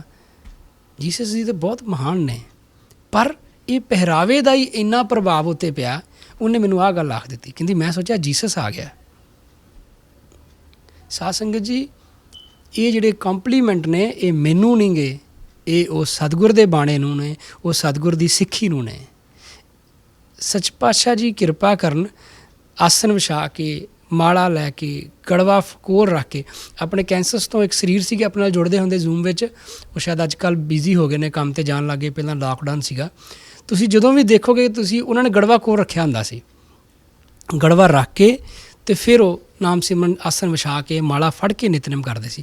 ਮੈਨੂੰ ਨਾਮ ਭੁੱਲ ਗਿਆ ਉਹਨਾਂ ਭਾਜੀ ਦਾ, ਅਮਤੋਜ ਸਿੰਘ ਜੀ, ਹਾਂਜੀ ਅਮਤੋਜ ਸਿੰਘ ਨਾਮ ਸੀ ਉਹਨਾਂ ਦਾ। ਮੈਨੂੰ ਬੜਾ ਹੀ ਚੰਗਾ ਲੱਗਿਆ। ਮੈਂ ਕਿਹਾ ਵੀ ਕਿੰਨੀ ਬਖਸ਼ਿਸ਼ ਆ, ਕਿਸੇ ਨਾਲ ਰੈਂਟ ਸ਼ੇਅਰ ਕਰ ਰਹੇ ਸੀਗੇ, ਪਿਛਲੇ ਬੰਨੇ ਗੈਰ ਨਾਮਧਾਰੀ ਸਿੱਖ ਵੀ ਰਹਿ ਰਹੇ ਨੇ ਉਸੇ ਸੇਮ ਅਪਾਰਟਮੈਂਟ ਵਿੱਚ, ਉਹ ਇਕੱਲੇ ਰਹਿ ਰਹੇ ਨੇ ਫਿਰ ਵੀ ਐਵੇਂ ਮਰਜ਼ਾਦਾ ਰੱਖ ਰਹੇ ਨੇ। ਅਤੇ ਉਹ ਇਹ ਨਹੀਂ ਪਰਵਾਹ ਕਰਦੇ ਕਿ ਮੇਰੇ ਪਿਛਲੇ ਬੰਨੇ ਜਾਂ ਮੇਰੇ ਨਾਲ ਜਿਹੜੇ ਨਾਲ ਦੇ ਸਾਥੀ ਨੇ ਮੇਰੇ ਅਪਾਰਟਮੈਂਟ 'ਚ, ਉਹ ਕੀ ਸੋਚਦੇ ਹੋਣਗੇ ਮੇਰੇ ਵਾਸਤੇ। ਪਰ ਬੜੀ ਬਖਸ਼ਿਸ਼ ਹੈ। ਸਤਿਗੁਰੂ ਰਾਮ ਸਿੰਘ ਜੀ ਆਸਨ ਤੋਂ ਉੱਠ ਕੇ ਭੂਰੀ ਵਾਲੇ ਜਿਹੜੇ ਸਿੱਖ ਸਨ ਨਾ, ਭੂਰੀਆਂ ਵਾਲੇ ਇੱਕ ਸਿੱਖ ਸਨ, ਉਹਨਾਂ ਦੇ ਵਿੱਚ ਜਾ ਕੇ ਬੈਠ ਗਏ। ਜਦੋਂ ਉਹਨਾਂ ਵਿੱਚ ਬੈਠ ਕੇ ਜਾ ਕੇ ਬਾਬਾ ਜਵਾਹਰ ਸਿੰਘ ਜੀ ਉੱਠੇ, ਜਾ ਕੇ ਉਹਨਾਂ ਨੇ ਇਹ ਗੱਲ ਆਖੀ, ਸੱਚ ਪਾਤਸ਼ਾਹ ਜੀ ਆਪ ਜੀ ਸੰਗਤ ਵਿੱਚ ਆਣ ਕੇ ਬੈਠੋ। ਸੱਚ ਭਾਵ ਕੀਤਾ, ਨਹੀਂ ਮੈਨੂੰ ਭੂਰੀਆਂ ਵਾਲੇ ਬੜੇ ਚੰਗੇ ਲੱਗਦੇ ਨੇ। ਕਿਉਂ ਚੰਗੇ ਲੱਗਦੇ ਨੇ? ਆਸਨ ਗੜਵਾ ਮਾਲਾ ਉਹ ਇਹ ਰੱਖ ਕੇ ਫਿਰ ਬੈਠਦੇ ਸਨ। ਸਾਧ ਸੰਗਤ ਜੀ, ਸਮਾਂ ਬਹੁਤ ਹੋ ਗਿਆ, ਮਰਜ਼ਾਦਾ ਤਾਂ ਖੈਰ ਬਹੁਤ ਲੰਮੀ ਹੈ। ਇਹ ਜਿਹੜੀ ਸੱਚ ਪਾਤਸ਼ਾਹ ਦੀ ਮਰਜ਼ਾਦਾ, ਮੈਂ ਇੱਕ ਦੋ ਅਰਜ਼ ਬੇਨਤੀਆਂ ਹੋਰ ਕਰਕੇ ਸਮਾਪਤੀ ਕਰਾਂਗਾ ਗੱਲ ਨੂੰ। ਸਾਧ ਸੰਗਤ ਜੀ, ਜਦੋਂ ਅਸੀਂ ਪ੍ਰਸ਼ਾਦਾ ਛਕਦੇ ਹਾਂ, ਜਿਸ ਤਰੀਕੇ ਨਾਲ ਅਸੀਂ ਬੈਠ ਕੇ ਭਜਨ ਕਰਦੇ ਹਾਂ, ਉਸੇ ਤਰੀਕੇ ਨਾਲ ਬੈਠ ਕੇ ਅਸੀਂ ਨਾਮ ਜਪਣਾ ਆ, ਔਰ ਨਾਮ ਜਪਦੇ ਹਾਂ ਉਸੇ ਤਰੀਕੇ ਨਾਲ ਬਹਿ ਕੇ ਭੋਜਨ ਛਕਣਾ ਆ। ਅਸੀਂ ਕਈ ਵਾਰ ਕੀ ਕਰਦੇ ਹਾਂ ਕਿ ਭੋਜਨ ਛਕਦਿਆਂ ਜੂਠੇ ਹੱਥ ਹੀ ਇੱਧਰ ਉੱਧਰ ਲਾ ਦਿੰਦੇ ਹਾਂ। ਇੱਕ ਦਿਨ ਕਿਸੇ ਸਰੀਰ ਨੇ ਗੱਲ ਆਖਿਆ ਵੀ ਰੋਟੀ ਖਾਂਦਿਆਂ ਉਹਨਾਂ ਨੇ ਲੂਣ ਵਿੱਚੋਂ ਲੈ ਲਿਆ ਜੂਠੇ ਹੱਥਾਂ ਨਾਲ ਹੀ, ਅਤੇ ਉਹਨੂੰ ਰੋਕਿਆ ਵੀ ਇਸ ਤਰ੍ਹਾਂ ਤੇ ਲੂਣ ਜੂਠਾ ਹੋ ਗਿਆ। ਨਹੀਂ, ਲੂਣ, ਘਿਓ, ਖੰਡ ਇਹ ਨਹੀਂ ਜੂਠੇ ਹੁੰਦੇ, ਇਹ ਸੁੱਚੇ ਹੀ ਰਹਿੰਦੇ ਨੇ। ਸਾਧ ਸੰਗਤ ਜੀ, ਇਹ ਗੱਲ ਨਹੀਂ ਹੈਗੀ, ਇਹ ਆਪਣੀਆਂ ਮਨ ਘੜਤ ਗੱਲਾਂ ਬਣਾਈਆਂ ਨੇ। ਜਦੋਂ ਤੁਸੀਂ ਜੂਠੇ ਹੱਥ ਲਾਵੋਗੇ, ਲੂਣ, ਖੰਡ, ਘਿਓ, ਸੁੱਕਾ ਪਦਾਰਥ ਜੋ ਵੀ ਹੈ ਉਹ ਸਾਰਾ ਕੁਝ ਜੂਠਾ ਹੋ ਜਾਏਗਾ। ਹਾਂ, ਜੇ ਇਹਦੇ ਵਿੱਚ ਕਿੰਤੂ ਪਰੰਤੂ ਕਰਨ ਵਾਲੇ ਇਹ ਗੱਲ ਆਖ ਦੇਣਗੇ ਜੀ ਜਦੋਂ ਤੁਸੀਂ ਦੁਕਾਨ ਤੋਂ ਖਰੀਦ ਕੇ ਲਿਆਏ ਉਦੋਂ ਪਹਿਲਾਂ ਉਹਨਾਂ ਨੇ ਪਤਾ ਨਹੀਂ ਕੀ ਕੀਤਾ ਹੋਏਗਾ। ਸਾਧ ਸੰਗਤ ਜੀ, ਉਹਨਾਂ ਨੇ ਕੀਤਾ, ਪਰ ਜਦੋਂ ਸਾਡੇ ਕੋਲ ਆ ਗਈ ਵਸਤੂ, ਉਸ ਤੋਂ ਬਾਅਦ ਅਸੀਂ ਉਹਦਾ ਪਰਹੇਜ਼ ਰੱਖਣਾ। ਸਾਡੇ ਵਾਸਤੇ ਇੰਨੀ ਮਰਜ਼ਾਦਾ ਆ। ਜੇ ਅਸੀਂ ਇਸ ਤਰ੍ਹਾਂ ਦੇ ਕਾਊਂਟਰ ਕੁਐਸਚਨ ਵਿੱਚ ਜਾਵਾਂਗੇ ਤਾਂ ਉਹਦੇ ਵਾਸਤੇ ਤਾਂ ਇਹ ਵੀ ਕੁਐਸਚਨ ਆ ਕਿ ਜਿਹੜਾ ਬੰਦਾ ਮਾਸ ਖਾ ਰਿਹਾ ਉਹ ਸਾਡੇ ਕੋਲ ਖਲੋਤਾ ਹੈ, ਉਹਦੇ ਮੂੰਹ 'ਚੋਂ ਹਵਾੜ ਨਿਕਲਦੀ ਹੈ ਅਤੇ ਮੈਂ ਖਲੋ ਕੇ ਉਹਦੇ ਨਾਲ ਗੱਲ ਕਰ ਰਿਹਾ, ਉਹੀ ਸਾਹ ਜਿਹੜਾ ਉਹਦੇ ਮੂੰਹ 'ਚੋਂ ਨਿਕਲਿਆ ਉਹੀ ਮੇਰੇ ਮੂੰਹ ਵਿੱਚ ਵਾਪਸ ਜਾ ਰਿਹਾ। ਮੈਂ ਵੀ ਤਾਂ ਉਸੇ ਏਅਰ ਵਿੱਚੋਂ ਫਿਰ ਦੁਬਾਰਾ ਸਾਹ ਲੈ ਰਿਹਾ। ਤੁਹਾਨੂੰ ਕੀ ਪਤਾ ਕਿਹੜੇ ਉਹਦੇ ਜਿਹੜੇ ਡ੍ਰੌਪਲੈਟਸ ਨੇ ਜਾਂ ਕਿਹੜੀ ਉਹਦੀ ਹਵਾੜ ਆ ਉਹਦੇ ਮੂੰਹ ਦੀ, ਉਹ ਮੇਰੇ ਅੰਦਰ ਜਾ ਰਹੀ ਹੈ। ਜੇ ਕੋਈ ਸਮੋਕ ਕਰਦਾ ਉਹਦਾ ਧੂੰਆਂ ਅੰਦਰ ਜਾ ਰਿਹਾ ਮੰਨ ਲਓ, ਪਰ ਇਹਦਾ ਮਤਲਬ ਇਹ ਥੋੜ੍ਹੀ ਵੀ ਸਮੋਕ ਕਰਨ ਲੱਗ ਪੈਣਾ। ਕਾਊਂਟਰ ਕੁਐਸਚਨ ਕਰਨ ਦੀ ਬਜਾਏ ਮਰਜ਼ਾਦਾ ਨੂੰ ਸਮਝਣ ਦੀ ਕੋਸ਼ਿਸ਼ ਕੀਤੀ ਜਾਵੇ। ਇੱਕ ਲਾਸਟ ਬਚਨ ਸੁਣਾ ਕੇ ਮੈਂ ਸਮਾਪਤ ਕਰਦਾ। ਪਿਤਾ ਜੀ ਦਿੱਲੀ ਪ੍ਰਸ਼ਾਦਾ ਛਕਾ ਰਹੇ ਸਨ ਸਤਿਗੁਰੂ ਜਗਜੀਤ ਸਿੰਘ ਜੀ ਨੂੰ। ਸੱਚ ਪਾਤਸ਼ਾਹ ਜੀ ਪ੍ਰਸ਼ਾਦਾ ਛਕ ਰਹੇ ਸਨ। ਛਕਦਿਆਂ ਜਦੋਂ ਸੱਚ ਪਾਤਸ਼ਾਹ ਜੀ ਦੀ ਥਾਲੀ ਵਿੱਚ ਪ੍ਰਸ਼ਾਦਾ ਰੱਖਿਆ ਅਤੇ ਸੱਚ ਪਾਤਸ਼ਾਹ ਦਾ ਹਸਤ ਪਿਤਾ ਜੀ ਦੇ ਹੱਥ ਨੂੰ ਲੱਗ ਗਿਆ। ਹੁਣ ਹੱਥ ਲੱਗ ਗਿਆ ਅਤੇ ਪਿਤਾ ਜੀ, ਅਸੀਂ ਵੀ ਨੋਰਮਲ ਜੀ ਗੱਲ ਹੈ, ਸਾਰੇ ਸੋਚਦੇ ਹਾਂ ਵੀ ਸੀਤ ਪ੍ਰਸ਼ਾਦ ਸੱਚ ਪਾਤਸ਼ਾਹ ਦਾ ਮਿਲੇ, ਅਰਦਾਸ ਕਰਦੇ ਹਾਂ ਸੱਚ ਪਾਤਸ਼ਾਹ ਜੀ ਨੂੰ ਭੋਗ ਲੱਗੇ, ਅਤੇ ਅੱਜ ਤਾਂ ਪ੍ਰਤਾਖੀ ਹੱਥ ਲੱਗ ਗਿਆ। ਅਤੇ ਫਿਰ ਕੀ ਹੋ ਗਿਆ? ਪਿਤਾ ਜੀ ਨੇ ਉਹੀ ਹੱਥ ਬਿਨਾਂ ਧੋਤੇ ਦੂਸਰੇ ਭਾਂਡੇ ਨੂੰ, ਜਿੱਥੇ ਸਾਰੇ ਪ੍ਰਸ਼ਾਦੇ ਪਏ ਸੀ ਜਾਂ ਜਿੱਥੇ ਹੋਰ ਦਾਲਾਂ ਸਬਜ਼ੀਆਂ ਸੀ, ਉੱਥੇ ਹੱਥ ਲਾਉਣ ਲੱਗੇ। ਸੱਚ ਪਾਤਸ਼ਾਹ ਹੀ ਰੁਕਤਾ। ਸੱਚ ਪਾਤਸ਼ਾਹ ਬਿਲਕੁਲ ਰੁਕ ਜਾ। ਸੱਚ ਪਾਤਸ਼ਾਹ ਤੇਰਾ ਹੱਥ ਖੁੱਲ੍ਹਾ ਹੋ ਗਿਆ, ਹੱਥ ਧੋ, ਉਸ ਤੋਂ ਬਾਅਦ ਲਾਈ ਦੂਜੇ ਭਾਂਡਿਆਂ ਨੂੰ। ਉਹ ਹੱਥ ਮੈਂ ਵੀ ਕੋਲ ਬੈਠਾ ਸੀਗਾ, ਮੇਰੇ ਸਾਹਮਣੇ ਦੀ ਗੱਲ ਹੈ। ਸਾਧ ਸੰਗਤ ਜੀ, ਸੱਚ ਪਾਤਸ਼ਾਹ ਜੀ ਇੰਨੀ ਮਰਜ਼ਾਦਾ ਦਾ ਧਿਆਨ ਰਖਾਉਂਦੇ ਨੇ। ਅਸੀਂ ਕੌਣ ਹੁੰਦੇ ਹਾਂ ਘਰੇ ਗੱਲਾਂ ਕਹਿਣ ਵਾਲੇ ਕਿ ਲੂਣ ਨਹੀਂ ਜੂਠਾ, ਖੰਡ ਨਹੀਂ ਜੂਠੀ, ਘਿਓ ਨਹੀਂ ਜੂਠਾ। ਕਿਉਂ ਨਹੀਂ ਜੂਠਾ? ਸੁੱਚ ਹੋਵੇ ਤਾਂ ਸੱਚ ਪਾਈਐ। ਸੁੱਚ ਸੋਧ ਰੱਖਾਂਗੇ ਤਾਂ ਸੱਚ ਪਰਮਾਤਮਾ ਪਰਮੇਸ਼ਰ ਉਹਦੀ ਤਾਂ ਹੀ ਪ੍ਰਾਪਤੀ ਹੋ ਸਕੇਗੀ ਜੇ ਅਸੀਂ ਸੁੱਚ ਰੱਖਾਂਗੇ। ਸੁੱਚ ਹੋਏਗੀ ਤਾਂ ਸੱਚ ਉਸ ਪਰਮਾਤਮਾ ਦੀ ਸਾਨੂੰ ਪ੍ਰਾਪਤੀ ਹੋਏਗੀ। ਸਾਧ ਸੰਗਤ ਜੀ, ਕਿਰਪਾ ਕਰਕੇ ਘਰਾਂ ਵਿੱਚ ਪ੍ਰਸ਼ਾਦਾ ਛਕਣ ਲੱਗਿਆਂ ਇਹਨਾਂ ਗੱਲਾਂ ਦਾ, ਨਿੱਕੀਆਂ ਦਾ ਧਿਆਨ ਝੂਠ ਨਹੀਂ ਦੇਣੀ ਬੱਚਿਆਂ ਨੂੰ, ਨਾ ਆਪ ਛਕਣੀ ਹੈ। ਛੋਟੇ ਹੁੰਦਿਆਂ ਤੋਂ ਜਦੋਂ ਅਸੀਂ ਆਦਤਾਂ ਪਾ ਦੇਵਾਂਗੇ ਉਹ ਕਦੀ ਵੀ ਇਹ ਹੋਏਗਾ ਨਹੀਂ। ਮੈਂ ਇੱਕ ਛੋਟਾ ਜਿਹਾ ਬਚਨ ਮੇਰੇ ਧਿਆਨ 'ਚ ਆ ਗਿਆ। ਜਦੋਂ ਮੇਰੇ ਘਰੇ ਬੱਚਾ ਹੋਇਆ ਨਾ ਜੀ, ਮੈਂ ਸਭ ਤੋਂ ਪਹਿਲਾਂ ਆਪਣੀ ਸਿੰਘਣੀ ਨੂੰ ਇਹ ਗੱਲ ਆਖੀ, ਮੈਂ ਕਿਹਾ ਯਾਰ ਇਹ ਸਾਰੇ ਲੋਕ ਜਿਹੜੇ ਨੇ ਉਹ ਬੱਚਿਆਂ ਦਾ ਜੂਠਾ ਖਾਂਦੇ ਨੇ, ਖਵਾਉਂਦੇ ਨੇ ਤੇ ਖਾਂਦੇ ਨੇ। ਇਹਦਾ ਕੀ ਹੱਲ ਹੋ ਸਕਦਾ ਹੈ ਕਿ ਆਪਾਂ ਬੱਚਿਆਂ ਦੀ ਜੂਠ ਨਹੀਂ ਖਾਣੀ ਤੇ ਨਾ ਇਹਨਾਂ ਨੂੰ ਖਵਾਉਣੀ ਹੈ। ਉਹ ਕਹਿੰਦੀ ਇਹ ਕਿਹੜੀ ਗੱਲ ਹੈ, ਬੜਾ ਸੌਖਾ ਹੱਲ ਹੈ, ਪਹਿਲਾਂ ਬੱਚਿਆਂ ਨੂੰ ਛਕਾ ਦਿਓ, ਉਸ ਤੋਂ ਬਾਅਦ ਆਪ ਛਕੋ। ਘਰਾਂ ਵਿੱਚ ਕੀ ਹੁੰਦਾ ਕਿ ਇਕੱਠੇ ਬਹਿ ਕੇ ਛਕਦੇ ਨੇ, ਬੱਚੇ ਜਿੰਨਾ ਵੀ ਜੂਠ ਛੱਡ ਦੇਣ ਉਹ ਚੁੱਕ ਕੇ ਪਿਤਾ ਦੀ ਥਾਲੀ ਵਿੱਚ, ਮਾਤਾ ਆਪਣੀ ਥਾਲੀ 'ਚ ਪਾ ਲੈਂਦੀ ਹੈ। ਉਹਦੇ ਨਾਲ ਬੱਚਿਆਂ ਨੂੰ ਇਹ ਸੁਭਾਅ ਹੀ ਨਹੀਂ ਬਣਦਾ ਵੀ ਜੂਠ ਨਹੀਂ ਛੱਡਣੀ, ਅਤੇ ਜੂਠ ਉਹਨਾਂ ਨੂੰ ਫਿਰ ਇਹ ਪਰਹੇਜ਼ ਹੀ ਨਹੀਂ ਦਿੰਦਾ ਵੀ ਜੂਠ ਸੋਚ ਕੀ ਚੀਜ਼ ਹੈ। ਇਸ ਕਰਕੇ ਆਪਾਂ ਇਹਨਾਂ ਗੱਲਾਂ ਦਾ ਧਿਆਨ ਬਹੁਤ ਜ਼ਰੂਰੀ ਹੈ ਕਿ ਇਹ ਛੋਟੇ ਹੁੰਦਿਆਂ ਤੋਂ ਜਦੋਂ ਬੱਚਿਆਂ ਨੂੰ ਸਿਖਾਉਣਾ ਸ਼ੁਰੂ ਕਰਾਂਗੇ ਤਾਂ ਉਹ ਕਦੀ ਵੀ ਨਹੀਂ ਹੋ ਸਕਦਾ ਕਿ ਬੱਚੇ ਵੱਡੇ ਹੋ ਕੇ ਜਿਹੜੇ ਉਹ ਵਿਗੜ ਜਾਣਗੇ। ਜਦੋਂ ਅਸੀਂ 15 ਸਾਲ ਦੀ ਉਮਰ ਤੱਕ, 20 ਸਾਲ ਦੀ ਉਮਰ ਤੱਕ ਬੱਚੇ ਨੂੰ ਸਿੱਖੀ ਨਹੀਂ ਸਿਖਾਈ, ਨਾ ਅਸੀਂ ਧਾਰਨ ਕੀਤੀ, ਉਸ ਤੋਂ ਬਾਅਦ ਹੁਣ ਅਸੀਂ ਤੇ ਘਰ ਵਿੱਚ ਬੈਠ ਕੇ ਪਿਤਾ ਦੇ ਬੈਠ ਕੇ ਮੂਵੀ ਵੇਖੇ, ਪਿਤਾ ਦੇ ਬੈਠ ਕੇ ਨਿਤਨੇਮ ਨਾ ਕਰੇ ਤੇ ਬੱਚਿਆਂ ਨੂੰ ਆਖੇ ਬੈਠ ਕੇ ਨਿਤਨੇਮ ਕਰੋ ਵੀ ਤੁਸੀਂ, ਅੱਗੋਂ ਕੀ ਆਖਣਗੇ, ਪਿਤਾ ਜੀ ਤੁਸੀਂ ਤੇ ਕਰਦੇ ਨਹੀਂ, ਤੁਸੀਂ ਤੇ ਫਿਲਮਾਂ ਵੇਖਦੇ ਹੋ, ਮੈਂ ਕਿਉਂ ਕਰਾਂ? ਫਿਰ ਕੀ ਜਵਾਬ ਹੈ ਤੁਹਾਡੇ ਕੋਲ? ਇਸ ਕਰਕੇ ਪਹਿਲਾਂ ਮਾਤਾ ਪਿਤਾ ਨੂੰ ਕਰਨਾ ਪਏਗਾ, ਉਸ ਤੋਂ ਬਾਅਦ ਬੱਚੇ ਵੇਖ ਕੇ ਕਰਨਗੇ। ਬੱਚੇ ਕਹਿਣ 'ਤੇ ਨਹੀਂ ਚੱਲਦੇ, ਬੱਚੇ ਵੇਖ ਕੇ ਚੱਲਦੇ ਨੇ। ਮਾਤਾ ਪਿਤਾ ਦਾ ਫਰਜ਼ ਬਣਦਾ ਹੈ ਕਿ ਉਹ ਇਹਨਾਂ ਗੱਲਾਂ ਦਾ ਧਿਆਨ ਰੱਖ ਕੇ ਬੱਚਿਆਂ ਨੂੰ ਸਿੱਖੀ ਵਿੱਚ, ਮਰਿਆਦਾ ਵਿੱਚ ਲੈ ਕੇ ਜਾਣ ਅਤੇ ਬੱਚੇ ਸੱਚਪਾ ਦੇ ਹੁਕਮਾਂ ਵਿੱਚ ਜ਼ਰੂਰ ਚੱਲਣਗੇ। ਸਾਧ ਸੰਗਤ ਜੀ, ਮੈਂ ਇੰਨਾ ਕੁਝ ਕਿਹਾ ਕਿ ਖਿਮਾ ਦਾ ਜਾਚਕ ਆ, ਫਿਰ ਦੁਬਾਰਾ ਕਿਤੇ ਸਮਾਂ ਲੱਗੇਗਾ, ਆਪਾਂ ਫਿਰ ਇਹਨੂੰ ਹੋਰ ਕੰਟੀਨਿਊ ਕਰ ਲਾਂਗੇ ਦੁਬਾਰਾ। ਫਿਰ ਬੋਲਿਆ ਚਾਲਿਆ ਮਾਫ, ਮੈਂ ਇੰਨਾ ਕੁਝ ਕਿਹਾ ਕਿ ਖਿਮਾ ਦਾ ਜਾਚਕ ਆ। ਸਤਿ ਸ੍ਰੀ ਅਕਾਲ। ਸਾਰੇ ਗੱਜ ਕੇ ਆਖੋ ਧੰਨ ਸ੍ਰੀ ਸਤਿਗੁਰੂ ਉਦੈ ਸਿੰਘ ਜੀ। ਹੁਣ ਸਾਧ ਸੰਗਤ ਜੀ ਅਰਦਾਸ ਹੋਏਗੀ, ਅਰਦਾਸ ਤੋਂ ਬਾਅਦ ਆਪਾਂ ਫਿਰ ਕੀਰਤਨ ਕਰਾਂਗੇ। ਹੁਣ ਅਰਦਾਸ ਹੋਏਗੀ।